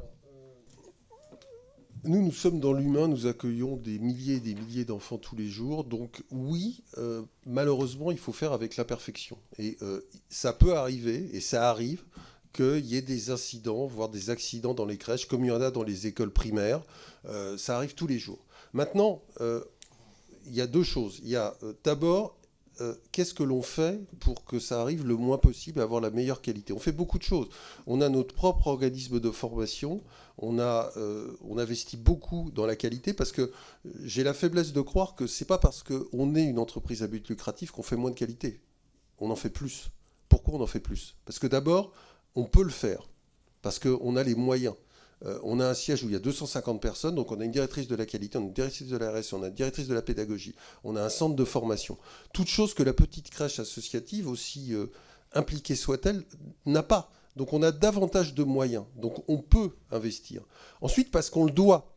On le doit parce qu'on est, pardonnez-moi de me le dire, Madame la rapporteure, mais on est sous le projecteur. Et je ne parle pas de ce qui se passe depuis un an. On a eu l'année dernière, mais ce n'est pas récent, on a eu 200 contrôles PMI, on a eu 100 contrôles CAF. On est constamment contrôlé. Donc on est obligé de le faire. Et puis enfin, j'ai dit qu'on le peut, j'ai dit qu'on le doit, mais on le souhaite. Pourquoi on le souhaite? Parce que les parents qui viennent chez nous, personne ne les oblige. Lorsque vous allez dans une ville et que vous cherchez une place de crèche, la ville va vous attribuer une place dans une crèche et vous êtes ravis de la prendre. Nous, les parents qui le choisissent, que ce soit dans les micro-crèches ou via des entreprises, ils viennent chez nous parce qu'ils décident de le faire. Et il y a de la concurrence. Donc si on ne propose pas quelque chose d'attractif avec une qualité, je peux vous dire qu'ils ne viennent pas, ils ne recommandent pas, ils ne restent pas. Et donc on a à la fois une obligation, un devoir, une possibilité de qualité. Alors derrière ça, on fait beaucoup de choses. On est en train de passer entreprise à mission. Madame la rapporteure, Monsieur Forestier... Il faut faire des réponses plus courtes parce qu'après il y aura nos collègues. Pardonnez-moi. Monsieur Forestier, ma question c'était comment vous avez appréhendé l'attention des médias sur le secteur des crèches et en particulier des crèches privées? Est-ce que vous avez été transparent? Est-ce que vous avez donné des consignes particulières à vos personnels par rapport à ça ou pas? Monsieur Forestier. Alors, nous, on a été évidemment très affectés par un certain nombre d'articles qui ont eu lieu. À ma connaissance, au niveau de consignes, on a demandé de faire attention parce qu'on a eu de l'entrisme, et c'est arrivé une fois ou deux fois même, de journalistes qui se fassent passer pour des diplômés pour rentrer dans nos crèches, pendant, je ne citerai pas de nom, mais dans des émissions connues, et qui sont restés 8 jours auprès des enfants en se faisant passer pour des diplômés alors qu'elles n'avaient pas le diplôme. Alors bien sûr, on s'est abstenu derrière de poursuivre. Oui, nous avons une journaliste qui a dit qu'elle était auxiliaire de puériculture, ce qu'elle n'était pas, et elle est restée 8 jours dans la crèche. Bon. Ne vous vérifiez pas les diplômes? Mais oui, mais le diplôme était faux. Bien sûr qu'on vérifie, mais le diplôme était faux.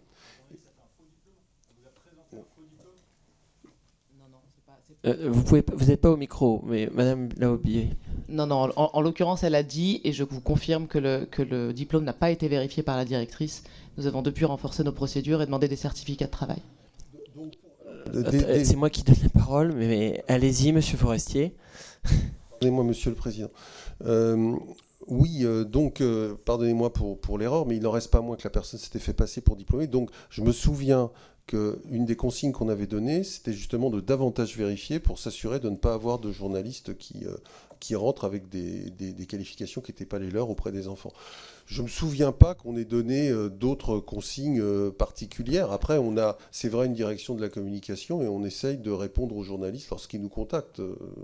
Je ne sais pas trop ce que je pourrais dire d'autre. Madame la rapporteure. Madame Laobier.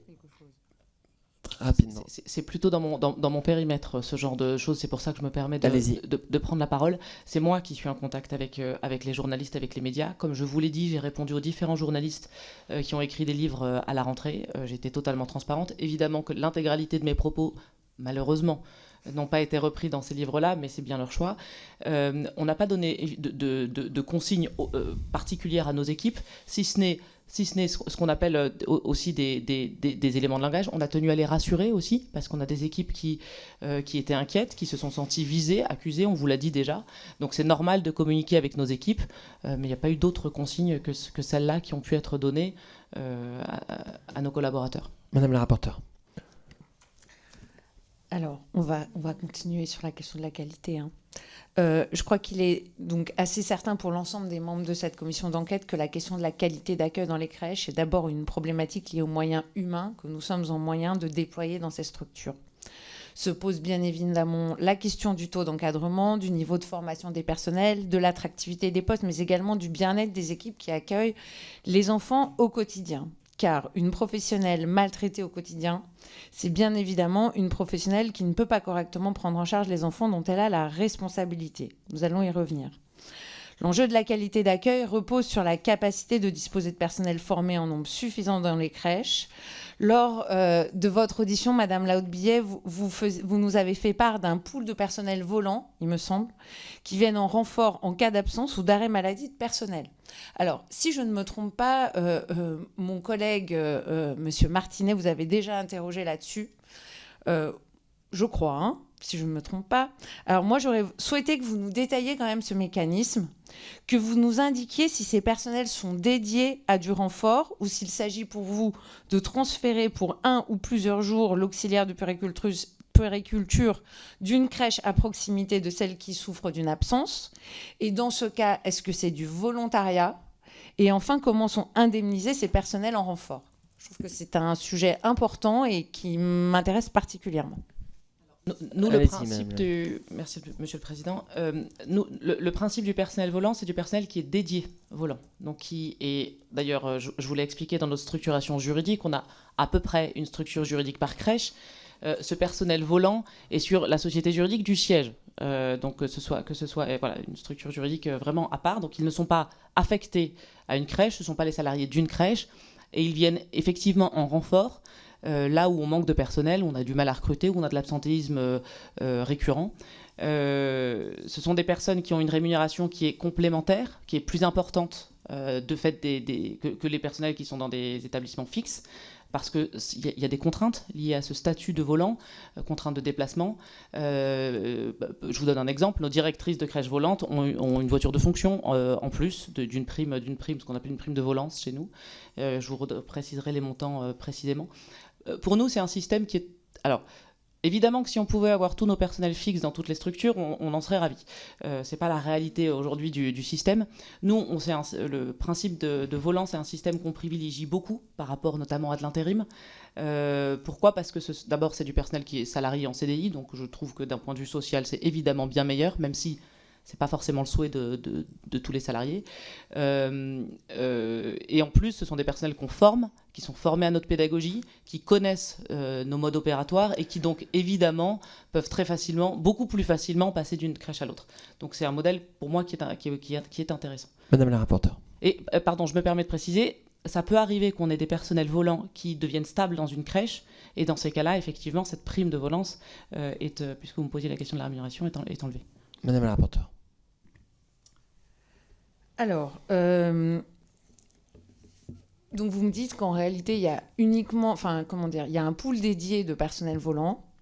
Moi, les informations que j'ai, c'est que il vous arrive manifestement assez régulièrement de transférer le personnel d'une crèche dans une autre crèche en volant. Ce qui dans l'absolu ne pose pas de difficulté particulière s'il n'y a pas le besoin de cette personne-là au sein de cet établissement. Mais en revanche, ce qui m'interpelle un peu plus, c'est que y a une pression qui est mise sur la personne pour réaliser cette action-là. Et je voudrais terminer là-dessus parce que suite au dernier échange qu'on a pu avoir, j'ai complété mes informations sur la situation dont je vous parlais. Et la situation sanitaire et sociale qui m'est relatée, elle me semble particulièrement inquiétante. certaines remontées font état d'un relâchement dans les contrôles qualité et dans les contrôles sanitaires, notamment concernant la nourriture des enfants, ce qui a amené dans cet établissement la cuisinière à démissionner. Le personnel historique de la crèche, dont certaines sont présentes depuis près de 20 ans et en sont déjà, je le précise, à leur 4e reprise de délégation de service public sans qu'aucune autre ne pose de difficultés, fait état de pression à la baisse sur leurs droits et sur leurs conditions de travail, de comportements et de remarques vexatoires de la part de l'encadrement. Je pense en particulier à plusieurs témoignages concordants faisant état de chantage opéré pour contraindre les personnels repris à signer un avenant moins-disant à leur contrat d'embauche.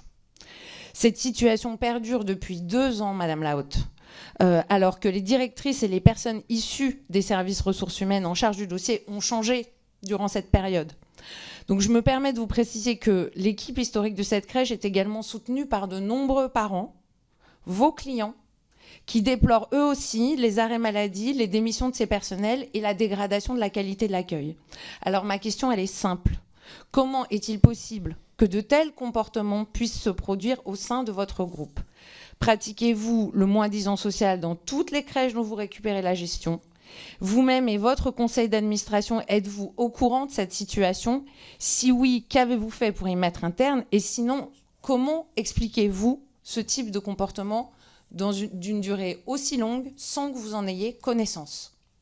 Madame la Aubier. Madame la rapporteure, vous m'avez effectivement informé de cette situation lors de mon audition. Je le répète, c'est une situation isolée que je déplore absolument et dont je vais me charger immédiatement.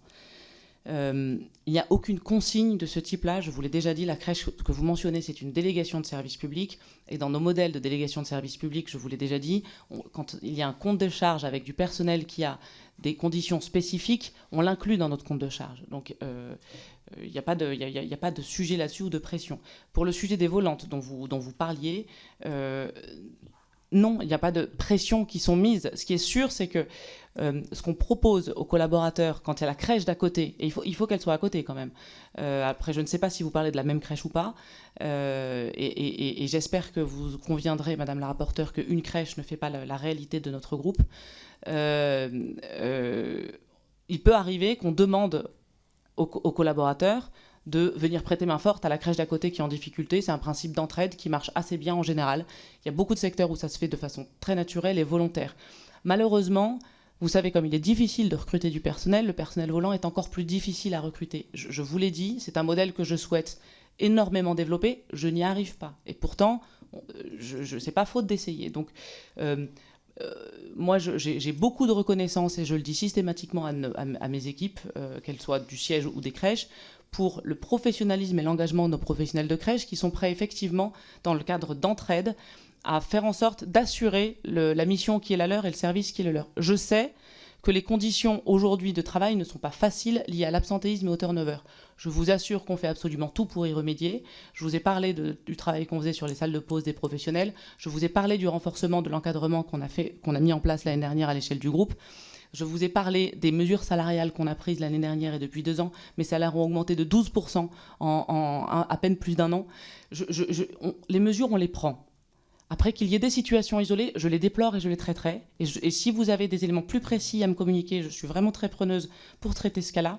Mais je vous garantis qu'il n'y a pas de volonté collective au sein du groupe de faire pression sur du personnel alors qu'on en manque. Madame la rapporteure, après je passe la parole aux orateurs si ça vous... Alors, de 2 choses l'une.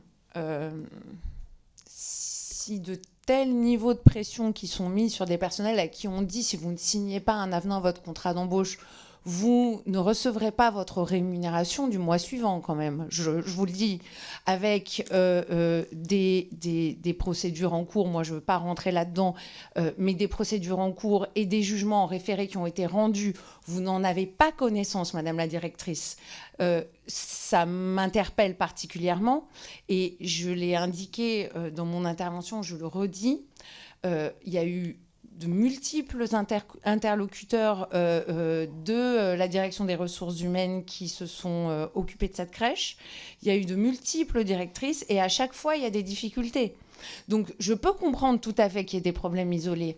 Mais quand une situation dure 2 ans, que les interlocuteurs changent, que les difficultés perdurent, et que ces difficultés-là, qui sont quand même gravissimes, des situations sur le plan des droits des travailleurs qui sont extrêmement graves, je ne vais pas rentrer dans le détail juridique, que vous n'en ayez pas connaissance, pardonnez-moi, mais ça m'interpelle considérablement. C'est pas occasionnel, c'est pas ponctuel, et ça date pas d'il y a 15 jours ou d'il y a un mois. Ça fait 2 ans. Madame la rapporteure, je suis à la tête d'un groupe qui fait 600 crèches, dont 380 en France. Je n'ai pas connaissance, et vous pouvez le comprendre, de chaque situation isolée. En tout cas, ce que je peux vous dire, et je le fais sous serment, c'est que je n'ai pas donné de consigne de ce type-là. Il y a peut-être des personnes qui ont changé. Il y a tout le moins un directeur régional qui est resté, lui, pendant 2 ans à la responsabilité de ces crèches-là. Donc peut-être que ça peut expliquer aussi une permanence de méthodes tout à fait déplorable. Ce directeur régional a quitté notre groupe. Donc avec un nouveau directeur régional qui est arrivé hier, donc je ferai en sorte avec lui d'améliorer la situation de cette crèche-là. Mais à nouveau, je vous le dis sous serment, il n'y a pas de consigne de ce type, et je le déplore autant que vous si je n'ai pas eu connaissance de ces éléments-là plus tôt. Je passe la parole aux orateurs de groupe. Madame Béatrice Rouleau pour le Rassemblement national. Merci Monsieur le Président, merci Monsieur Forestier, Madame Claire Lahaute-Billet. Je vais un petit peu réduire mes questions. Je passerai à la première. Vous avez dit tout à l'heure qu'une crèche à Meaux avait fermé. Ça m'intéresse puisque je suis de cette ville. Donc, est-ce que vous pourrez rapidement m'indiquer les raisons de cette fermeture ? Ensuite, je vais passer à des questions plus générales. Dans certaines crèches privées, on a constaté des cas de maltraitance, tels que le rationnement de l'alimentation ou des couches. Est-ce que ces faits-là sont arrivés chez vous ? Qu'avez-vous mis en place pour que cela n'arrive plus ? Ensuite, comment les parents peuvent-ils faire remonter des défaillances s'ils constatent des défaillances ? Ensuite, sur les diplômes, je voulais connaître votre niveau d'exigence pour le personnel qui est en relation avec les enfants. Quel diplôme demandez-vous ?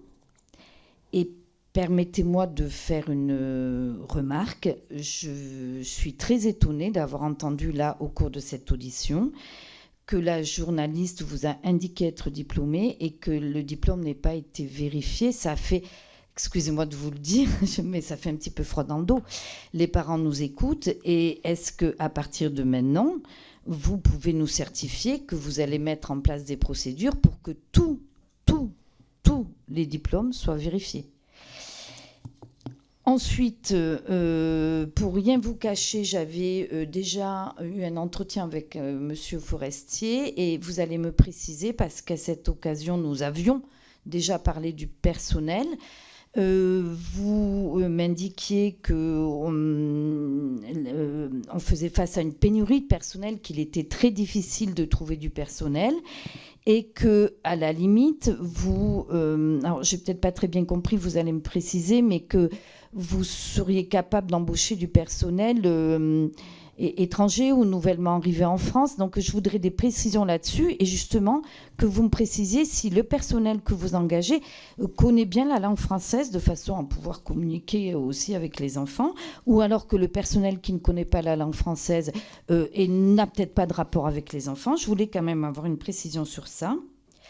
Ensuite, une question. Exigez-vous de la part de vos cadres un objectif de résultat? Voilà. Et dernière question, en m'indiquant peut-être les catégories, en moyenne, combien payez-vous votre personnel? Je suis désolée, ça fait beaucoup de questions. Monsieur Forestier, vous avez la parole. Madame Rouleau, est-ce que vous pouvez éteindre? Merci. Monsieur Forestier. Oui. Alors, sur la crèche de Meaux, très vite, c'est très simple. La ville de Meaux nous avait demandé d'ouvrir une crèche dans une zone d'activité et avait pris les 2/3 des berceaux. Ils ont décidé, au bout d'un certain temps, alors qu'on avait financé l'ouverture de la crèche, d'arrêter de prendre des berceaux, et c'était impossible de commercialiser des berceaux à cet endroit, donc on a été obligé de fermer la crèche. Reprenez le micro, madame. Que je comprenne bien, arrêter de prendre des berceaux, ça veut dire quoi? Je ne veux plus de ces 2/3 de berceaux? Il faut que vous éteigniez. Allez-y, monsieur. Pardon.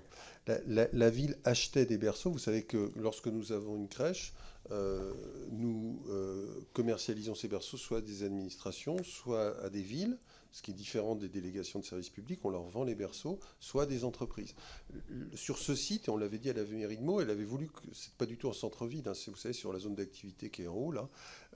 Sur cette zone, on avait dit à la ville qu'on n'arriverait jamais à commercialiser. C'était trop loin du centre, mais ils ont insisté pour qu'on s'implante là, et ils ont pris des berceaux, et quelques années après, ils ont décidé d'arrêter. Et donc l'exploitation n'était pas viable, on était obligé de fermer. C'est très rare que ça arrive, mais c'est arrivé. Alors, sur les autres questions... Les repas, rationnement ou pas? Alors, il faut savoir qu'une crèche type, vous allez avoir à peu près 800 000 euros de dépenses, et que les couches, ça va être autour de 6 000 euros, hein, et l'alimentation, c'est autour de 20 000 ou 25 000 dans ces eaux-là. Bon. Est-ce que vous croyez vraiment qu'on va s'amuser à essayer de gagner de l'argent sur 26 000 euros, alors que c'est quelque chose d'essentiel dans la crèche qui se voit? Donc, bien sûr que non. Ça n'aurait aucun sens économique. Et je vous donnerai la parole pour rebondir. Allez-y, répondez, monsieur Forestier. Ça n'aurait aucun sens économique, et on ne donne absolument pas de consigne de rationner les couches ou l'alimentation, absolument pas. Sur les diplômes, alors les diplômes, c'est un gros sujet, parce que la situation, nous, pour vous répondre, dans nos crèches, on respecte la réglementation. Vous savez bien qu'il y a ce qu'on appelle c'est toujours un peu compliqué, mais même très compliqué quand on descend dans le détail, mais pour simplifier, il y a les postes de direction, les éducatrices de jeunes enfants, les catégories 1, donc autres que les éducatrices de jeunes enfants, c'est les auxiliaires de puériculture, et puis le reste sont des CAP, voire dans quelques cas des non-diplômés. Nous, on respecte rigoureusement ce qui est demandé. Mais il faut savoir qu'actuellement, et ça me donne l'occasion de dire ça parce que c'est très important, actuellement en France, vous n'avez pas assez de catégorie 1 par rapport au nombre de crèches ouvertes. Il faudra en former beaucoup, mais ça va prendre des années. Ça veut dire qu'il faudrait des actions pour donner envie aux gens de faire cette formation, et ensuite créer des écoles d'auxiliaires de puériculture, notamment, qui est la cheville ouvrière des crèches, et attendre que ça va prendre 4-5 ans si on décidait de faire une action actuellement. Bon. Aujourd'hui, si on voulait avoir des catégories 1 telles que le demande la loi dans toutes les crèches, il n'y en a simplement pas. Donc, en fait, on a 3 possibilités. Soit on entérine le système actuel. C'est-à-dire que quand vous faites des inspections dans certaines crèches, vous n'aurez pas les nombres de catégories 1. Nous, si on fait en sorte de faire énormément d'efforts, notamment, comme l'a dit Claire, de payer mieux les gens pour avoir les catégories 1, bah simplement, ça veut dire qu'il y a d'autres crèches municipales ou associatives où il n'y aura pas ces catégories 1. Ça, c'est la situation actuelle que je décris. Deuxième situation actuelle, on ferme des sections. Aujourd'hui, je connais beaucoup de villes, commencez par la ville de Paris par exemple, qui ont des sections, voire des crèches fermées, parce qu'ils n'ont pas ces professionnels. Et nous, on est obligé de réduire les amplitudes, voire de fermer parfois des sections, parce qu'on n'a pas ces professionnels. Donc aujourd'hui, si on maintient le statu quo, et je reste sur un nombre de places de crèche à l'identique, si on veut créer 100 000 places de crèche, ça veut dire que c'est des dizaines de milliers de personnes en plus qu'il faut former. Si on reste à l'identique, vous aurez ce phénomène, ce double phénomène de fermeture de places et de non-conformité de certaines crèches, on s'efforce que ça ne soit pas les nôtres, à la réglementation. Il y a une troisième possibilité, alors vous allez me dire que j'en parle beaucoup, mais qu'on voit à l'étranger, qui est de manière transitoire de considérer qu'un certain nombre de professionnels, sous condition d'ancienneté, sous condition de formation continue, sous condition de validation, sous condition d'inscription dans un parcours de VAE, ce qui, entre parenthèses, leur donne la possibilité d'évoluer dans leur carrière professionnelle, pourraient être considérés comme catégorie 1. C'est ce que la Fédération des entreprises de crèche a recommandé. Ça aurait énormément d'avantages. Ça permettrait d'avoir des personnes motivées qui progresseraient et enfin d'être dans les clous par rapport à ce que demande la réglementation dans toutes les crèches et pas seulement dans celles qui font beaucoup d'efforts comme les nôtres. Donc voilà ce que je peux répondre. Mais obligation de résultat auprès des cadres. Oui.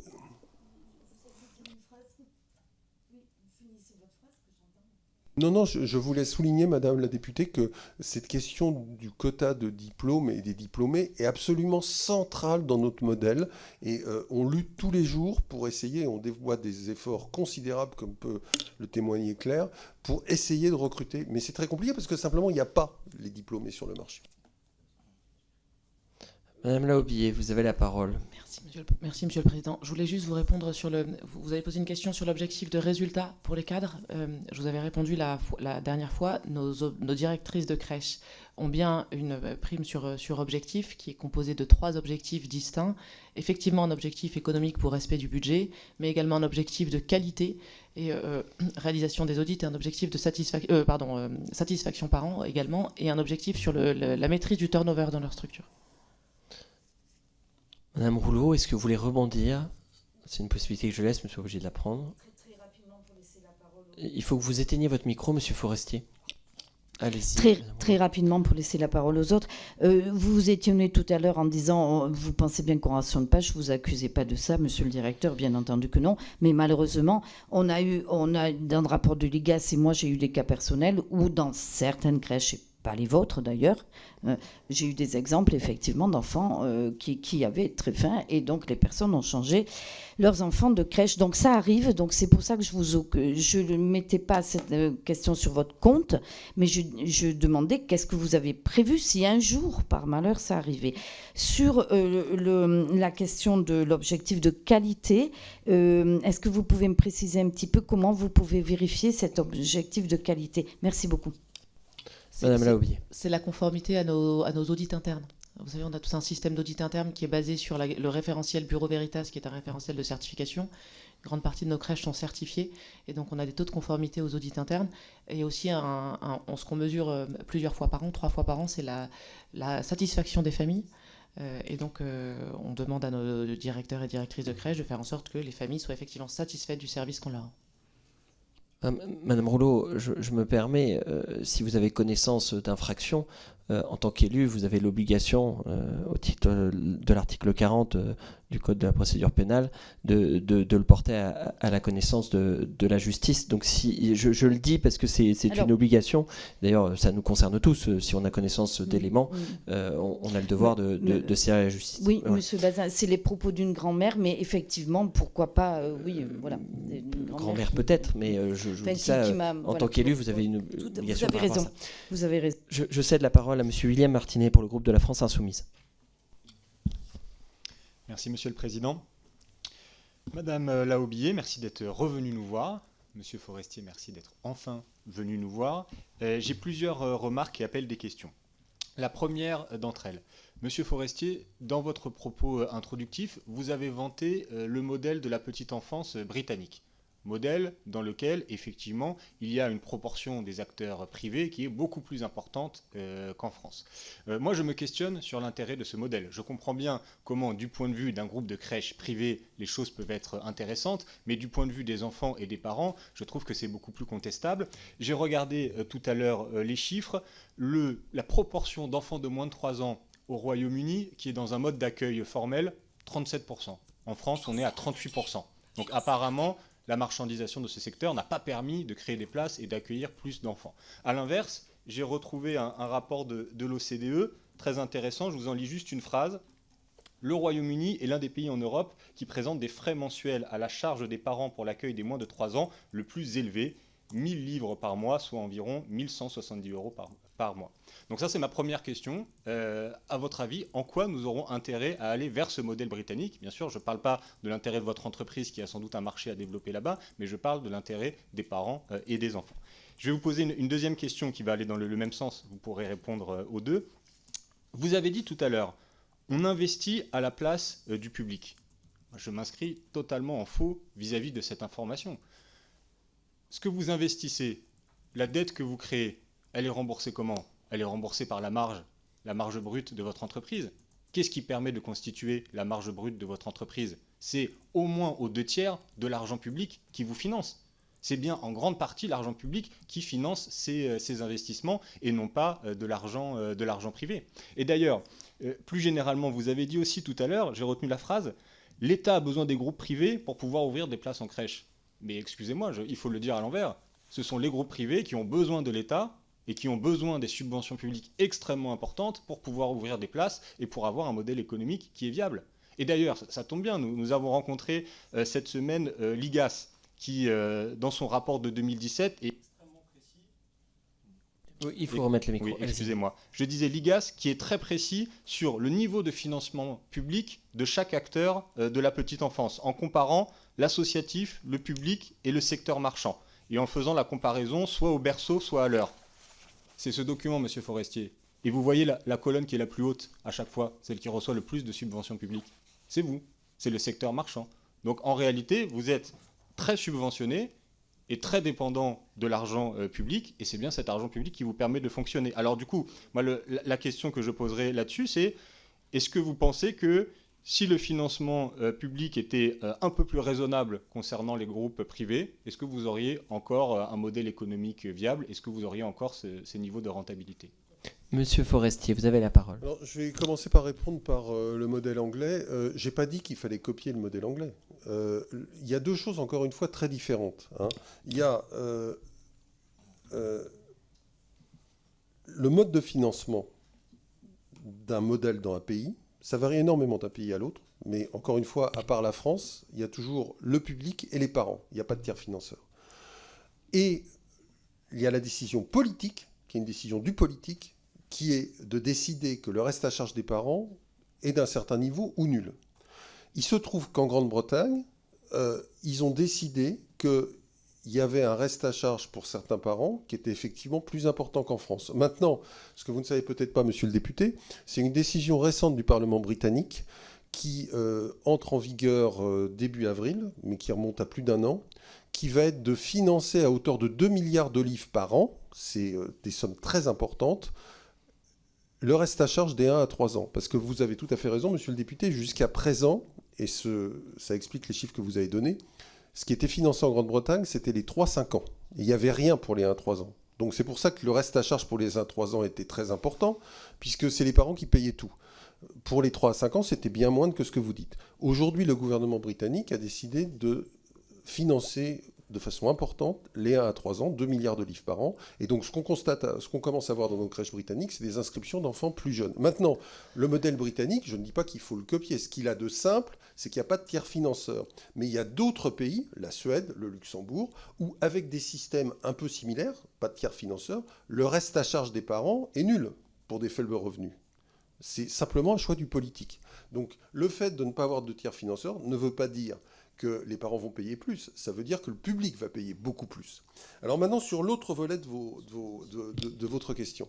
Ce qu'il faut savoir, c'est que dans tous les pays, il y a un lourd, et je pèse mes mots, investissement public des crèches, qu'elles soient privées ou publiques. Parce que si vous n'avez pas d'investissement public, ça veut dire que les parents vont devoir payer en gros 2/3 de SMIC pour la crèche. Pourquoi? Parce qu'en gros, il y a une personne, un professionnel, pour toi, place de crèche. Ce ne sont pas les ratios d'encadrement, mais une fois que vous avez mis la directrice, etc., ça arrive à peu près à ça.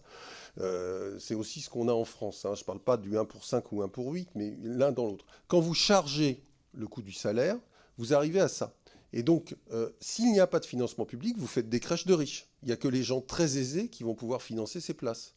Et donc, dans tous les pays, y compris des pays dits libéraux, hein, comme les États-Unis ou la Grande-Bretagne, vous avez un financement public très conséquent des places de crèche. Donc ça n'est pas propre à la France. Je dirais même que c'est en France qu'on n'a pas forcément le financement public le plus important en fonctionnement, parce qu'il y a justement ce financement des entreprises.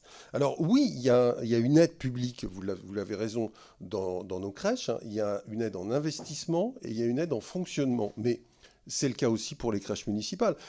Pourquoi est-ce que les villes nous délèguent tant les places de crèche? On en parlait avec Claire, on a encore gagné 2 délégations de services publics ce matin. On n'a pas forcé les villes à le faire.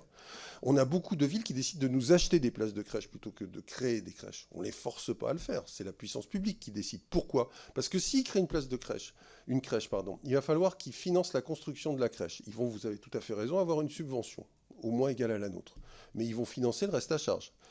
Si après, ils vont se prendre pour 20 ou 30 ans de fonctionnement, où ils auront la PSU, ils auront le bonus territoire, qui est l'équivalent du CIFAM pour les entreprises de crèche, parce qu'ils sont aidés de façon complémentaire à la PSU, et ils auront un reste à charge de fonctionnement très important.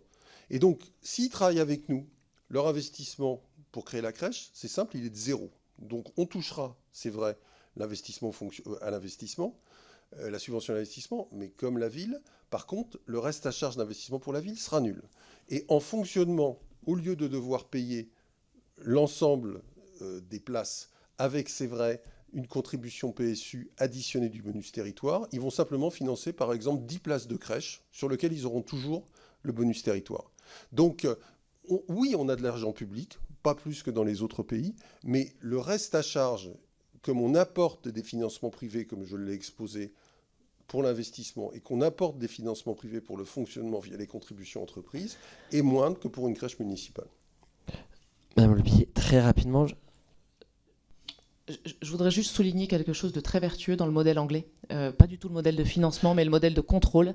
Non, il y a quelque chose qui est très vertueux, c'est que la notation des crèches par l'Ofsted, qui est l'équivalent de la PMI, est publique. Donc il y a une notation et les parents ont la liberté de choisir leur crèche en fonction de cette notation-là. Donc il y a une forme de course à la qualité qui est extrêmement vertueuse. Alors c'est vrai qu'on est dans un système où il n'y a pas ce tiers réservataire, donc les parents ont le libre choix de leur crèche, mais il y a une vertu qui me semble intéressante à explorer. Merci pour cet éclairage. C'est vrai qu'on avait déjà un champ très large sur la commission d'enquête, mais on est en train de faire une approche comparative étrangère. Monsieur Martinez, est-ce que vous voulez rebondir ? Allez-y. Oui, Monsieur le Président, un rebond. Vos propos sont très intéressants, Monsieur Forestier, parce que vous nous dites il y a dans tous les cas besoin d'un très fort investissement public dans les crèches. Vous nous avez dit tout à l'heure il y a une pénurie de professionnels, ce qui fait que parfois quand on recrute une professionnelle dans nos crèches, c'est une professionnelle qui manque ailleurs dans le public ou dans l'associatif. Ce sont les propos que vous avez tenus. Vous nous expliquez là aujourd'hui le mécanisme qui fait qu'une collectivité territoriale vous choisit vous pour gérer une crèche, qui est de dire que ça évite à la collectivité de payer certains frais, mais qui sont quand même des dépenses publiques. Parce que du coup, la collectivité, effectivement, c'est pas elle qui fait l'investissement, mais l'investissement, il est payé de toute façon à travers le CIFAM, à travers de l'argent public. Je rajoute un élément sur votre modèle. Je cite encore le rapport de l'IGAS dont j'ai parlé tout à l'heure, qui, dans le privé, évoque ces frais de commercialisation qui sont de 25% du prix de la place dans le secteur privé lucratif et qui sont des frais supplémentaires par rapport au public. Une fois qu'on a fait le fil de tout ça, on peut poser une question, c'est quel est l'intérêt d'avoir un secteur privé lucratif? Quel est l'intérêt d'avoir une entreprise comme vous dans le secteur? Si de toute façon c'est de l'argent public, si de toute façon le sujet c'est les professionnels et qu'il en manque et que quand vous les prenez, il manque ailleurs. Si vous avez des frais de commercialisation qui sont aussi importants, qu'est-ce que la société y gagne à ce que vous soyez présent sur ce marché et très subventionné? Attendez, Monsieur Forestier, allez-y. Pardon, Monsieur le Président. Ce que la société y gagne, c'est... D'abord, le fait d'aller beaucoup plus vite. On crée des places de crèche beaucoup plus rapidement que le public. C'est pour ça que le public, je parle des collectivités, fait appel à nous. Ce qu'il y gagne, c'est qu'on apporte l'argent des entreprises. Certes, il y a une contribution CIFAM, mais vous avez une entreprise qui va acheter une place 14 000 €. Il reste 7 000 € post-CIFAM qui vont être apportés par l'entreprise et que ne paye pas le public. Et donc ça veut dire que c'est de l'argent que le public ne paiera pas. Je ne dis pas qu'il n'y a pas d'argent public. Encore une fois, dans tous les pays de l'OCDE, il y a un lourd investissement public. Alors, au niveau de vos entreprises, oui, mais en fait, avec l'IS, le public le paye un peu plus. Voilà. Mais c'est un peu plus que les 50%, c'est-à-dire sur les 7000. Après, comme le taux d'IS diminue, le public le finance un petit peu moins que ça a pu l'être par le cas, mais c'est un peu plus que sur votre exemple que vous prenez, les 14 000. Le coût public global, fiscal et social, CIFAM, branche famille, branche État, est un peu plus que les 7000. Monsieur le Président, vous avez raison parfois, mais pas toujours, parce que ça dépend de la situation de l'entreprise. Vous avez des petites entreprises... Oui, quand il n'y a pas de résultat. Oui, vous avez beaucoup de petites entreprises qui nous prennent des places et qui n'ont pas forcément de résultats. Moi, ce que je pourrais dire, si on prend une position un peu macro, je vous ai répondu sur le fait que le système actuel permet d'apporter de l'argent privé en minorant la part publique, et c'est une des grandes spécificités de la France. Ce que je peux vous dire, c'est qu'encore une fois, il y a une forte corrélation, et la Fédération des entreprises de crèche a fait une étude comparative il y a 2 ans, qu'elle a fait réaliser par un cabinet extérieur, en comparant 6 pays. Et donc cette étude est à votre disposition, bien entendu.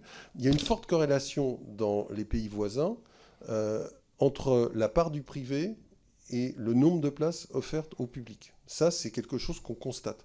Et donc, ça, c'est au niveau des pays. Maintenant, au niveau des villes qui décident de travailler avec nous, et chaque jour de plus en plus, c'est qu'elles y trouvent un intérêt. Les finances municipales sont tendues, et donc si les villes souhaitent travailler avec nous, et de plus en plus, c'est qu'elles y trouvent un intérêt quotidien. Et en fait, quelque part, et la raison pour laquelle je pense, vous me permettrez cette facilité, monsieur le député, mais la raison pour laquelle je pense que les entreprises de crèche, ce n'est pas un problème, c'est une solution, c'est parce que, quelque part, on apporte un effet de levier et on apporte la capacité à pouvoir, et je pense que ce sera le cas dans les années à venir, à pouvoir aller plus vite, à mieux répondre aux besoins de la population française qui souhaite davantage de places de crèche, parce qu'aujourd'hui, la France, malheureusement, est la lanterne rouge des pays voisins en termes de nombre de places de crèche par million d'habitants, et que ça peut permettre de le faire en apportant, pas de façon totale, bien sûr, mais en apportant de l'argent privé pour minorer la part du public. J'espère avoir répondu. Allez-y, monsieur Martinet. Merci, Monsieur le Président. Un dernier rebond. Sur l'effet levier, on en a aussi discuté avec l'IGAS, qui nous a donné des chiffres très clairs. Le CIFAM, 182 millions d'euros de dépenses publiques, prenant en compte aussi la réduction de l'impôt sur les sociétés, qui permet de mobiliser 80 millions d'euros de la part des entreprises. Sauf que, si on rajoute à ça les frais commerciaux dont je parlais tout à l'heure, qui sont supérieurs dans le secteur privé lucratif qu'ailleurs, ces frais commerciaux, ça représente 60 millions à peu près. Donc en gros, on arrive à faire engager aux entreprises 80 millions pour qu'on en perde 60 millions dans des frais commerciaux qui n'existent pas ailleurs. Donc permettez-nous de penser, après ce sont les chiffres et l'étude de l'IGAS qui sans doute sont contestables, mais permettez-nous de penser que de ce point de vue-là, l'intérêt général, à mon avis, n'est pas atteint. Mais je fais cette remarque, mais je pose ma dernière question. Monsieur Forestier, vous avez décrit tout à l'heure l'évolution de la structure actionnariale de votre entreprise. Est-ce que vous pouvez nous dire si dans cette évolution, vous avez eu à céder des actions aux fonds d'investissement qui sont entrés dans l'entreprise? Est-ce que vous pouvez nous dire, à titre personnel, combien cela vous a rapporté?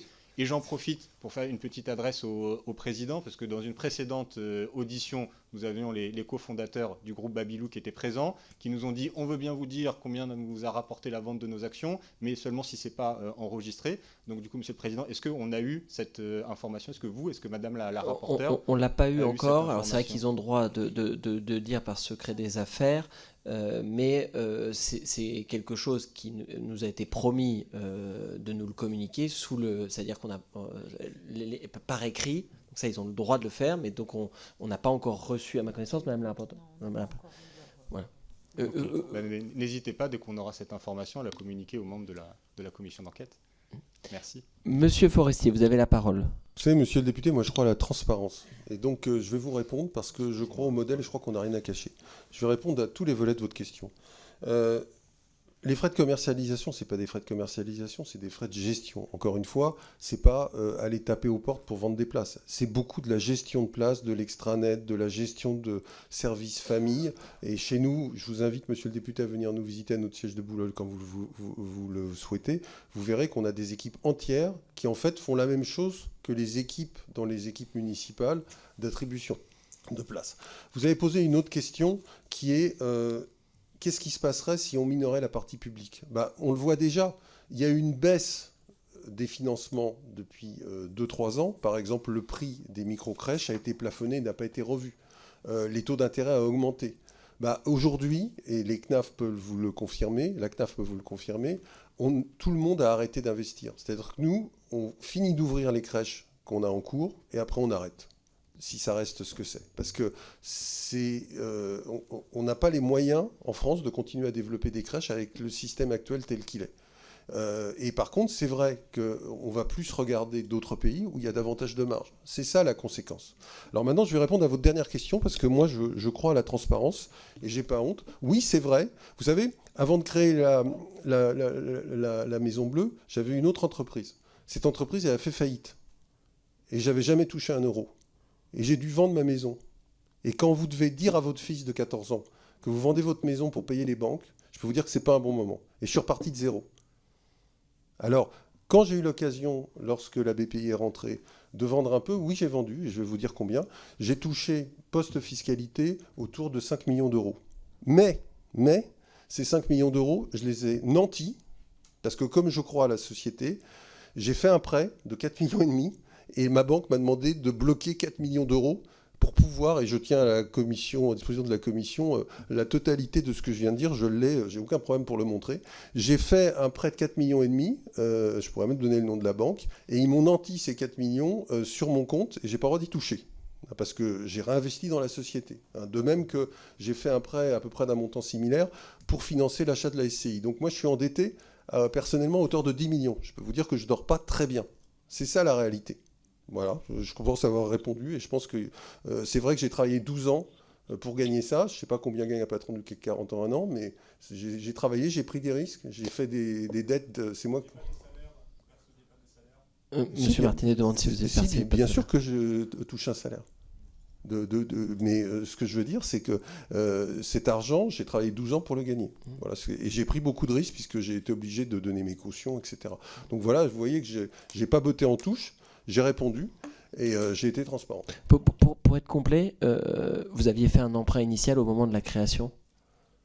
Oui, mais le problème, c'est que j'avais aucune surface au moment de ma création, et donc on m'avait simplement prêté de quoi finir. Je m'en souviens très bien, j'avais emprunté au Crédit Lyonnais, j'avais emprunté 60 000 € pour financer la cuisine de la première crèche, et parce qu'on ne voulait pas me prêter plus, parce que j'avais 0 surface, et c'est pour ça que j'ai dû trouver des amis qui ont contribué, parce qu'on a créé la première crèche, qui était une DSP concessive pour la mairie de Montrouge, qu'on gère toujours d'ailleurs, hein, on l'a toujours, elle a été renouvelée 4 fois, et qui nous a permis de financer les travaux de la première crèche. Je cède la parole à Madame Anne Bergans pour le groupe démocrate, et je la remercie pour sa patience, parce que dans le jeu du tourniquet des questions, c'était toujours elle. Merci Monsieur le Président. Donc je suis désolée par avance parce que ma question risque d'être un peu redondante, mais néanmoins j'aimerais quand même un petit peu creuser l'une des propositions phares de l'IGAS et de l'IGF sur la suppression du CIFAM qu'on a déjà évoqué, mais j'aimerais y revenir. Donc suppression qui est motivée selon ce rapport par le fait que le pilotage du CIFAM est difficile, que le CIFAM bénéficie uniquement aux grands groupes. Bon, vous avez dit qu'effectivement d'autres plus petites entreprises pouvaient y investir, et l'effet inflationniste sur les prix du berceau. Et vous avez évoqué évidemment un risque évident de retrait des entreprises, peut-être pas en totalité, mais en tout cas un retrait des entreprises sur ce dispositif. Enfin, en tout cas dans les investissements de places en crèche. Ma question, c'est quel investissement public serait nécessaire pour compenser ? Parce que j'ai bien compris que l'IGAS pointe que le coût du CIFAM, qui a pour les finances publiques, on va dire entre 170 et 190 millions d'euros, mais est-ce qu'avec cet argent, le public pourrait compenser la perte des berceaux issus de la suppression du CIFAM ? Parce que en fait, pour moi, c'est ça la question. Alors, je sais que c'est une question un peu difficile, mais par contre, j'aimerais que vous exposiez un peu tous les effets induits de la suppression du CIFAM, et notamment aussi peut-être sur les coûts des DSP, des prix du berceau du DSP, puisque l'on sait aujourd'hui que les prix des berceaux en DSP sont extrêmement négociés et sont plutôt à un tarif bas, alors que les prix des berceaux CIFAM sont plutôt à un tarif haut. Et c'est cet équilibre-là, on va dire, qui permet aux crèches de s'y retrouver un petit peu. Donc je creuse un peu, vous avez un peu répondu, mais quand même, je trouve que c'est une question extrêmement importante. Oui, c'est une question très importante. D'ailleurs, je ne sais pas si vous serez capable de créer le tuyau entre le budget de l'État du CIFAM, avec le budget de la branche famille qui irrigue la CNAF, avec le budget des collectivités locales qui font tiers financeur. Madame Laaubier, je vous invite à faire des réponses droit au but, même si on soutient parfois le TFC. Allez. Je ne vais pas vous répondre de façon économique, je laisserai Monsieur Forestier vous répondre précisément. Moi, je vois une énorme vertu, et là je m'adresse à vous en tant que parlementaire, au fait d'avoir les entreprises qui réservent des places. J'y vois une vertu en tant que femme, mère de famille. Quand vous avez un employeur qui se préoccupe de votre situation familiale et qui fait en sorte de vous accompagner, vous, dans votre emploi, c'est un changement sociétal. Et ça, c'est la grande force du système français. Il ne faut surtout pas revenir dessus, parce que les employeurs étant responsables et prenant leur part d'accompagnement des familles et de leurs salariés, quel que soit leur statut, et de fait, nous accompagnons nos clients dans la mise en place d'une politique parentalité, je pense que ce serait, d'un point de vue sociétal, regrettable de revenir dessus. Voilà. Parmi les effets induits, qui ne sont pas des effets purement financiers, mais il me semble que le rôle de la représentation nationale n'est pas que le sujet de finances publiques. Oui, Monsieur Forestier. Merci, Monsieur le Président. Moi, ce que je peux dire, c'est que Comme je l'ai souligné, si demain il n'y avait plus de CIFAM, il y aurait une baisse drastique du nombre de réservations et la faillite de pas mal de petits opérateurs de crèches. Et encore une fois, une réduction de la marge qui fait grosse difficulté de rembourser les emprunts et arrêt des investissements. Alors j'ai bien compris, Madame la députée, votre suggestion qui serait de remplacer les flux du CIFAM par des flux publics, si j'ai bien compris. Reprenez le micro, Madame Bergant, on peut rebondir, alors allez-y. En fait, c'est ce qu'on peut comprendre du rapport. Hein. Je parle bien du rapport de l'IGAS qui se dit ça a un coût pour les finances publiques. Du coup, on va le supprimer. Et puis, mais donc, est-ce que cet effet de tuyau, en fait, voilà, proposé, est-ce qu'il est réellement possible en réalité?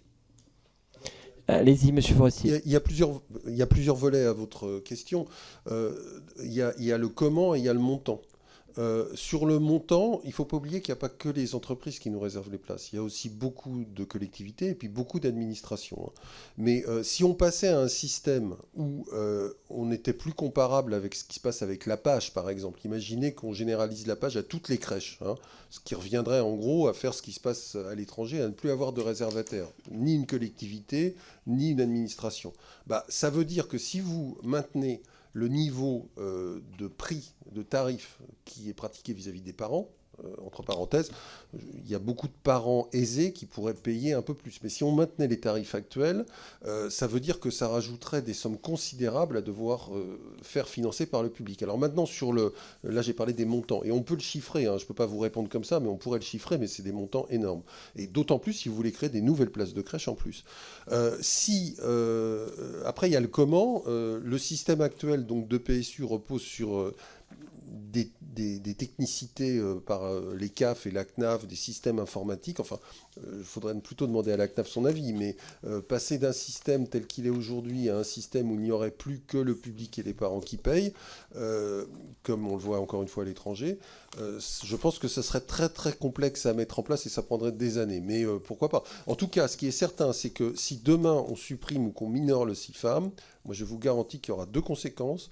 Et je pèse mes mots, il y aura la faillite de nombreux petits opérateurs de crèches et il y aura une baisse drastique, voire un arrêt des ouvertures de places de crèche par le privé en France. Madame Bergant, c'est bon pour vous?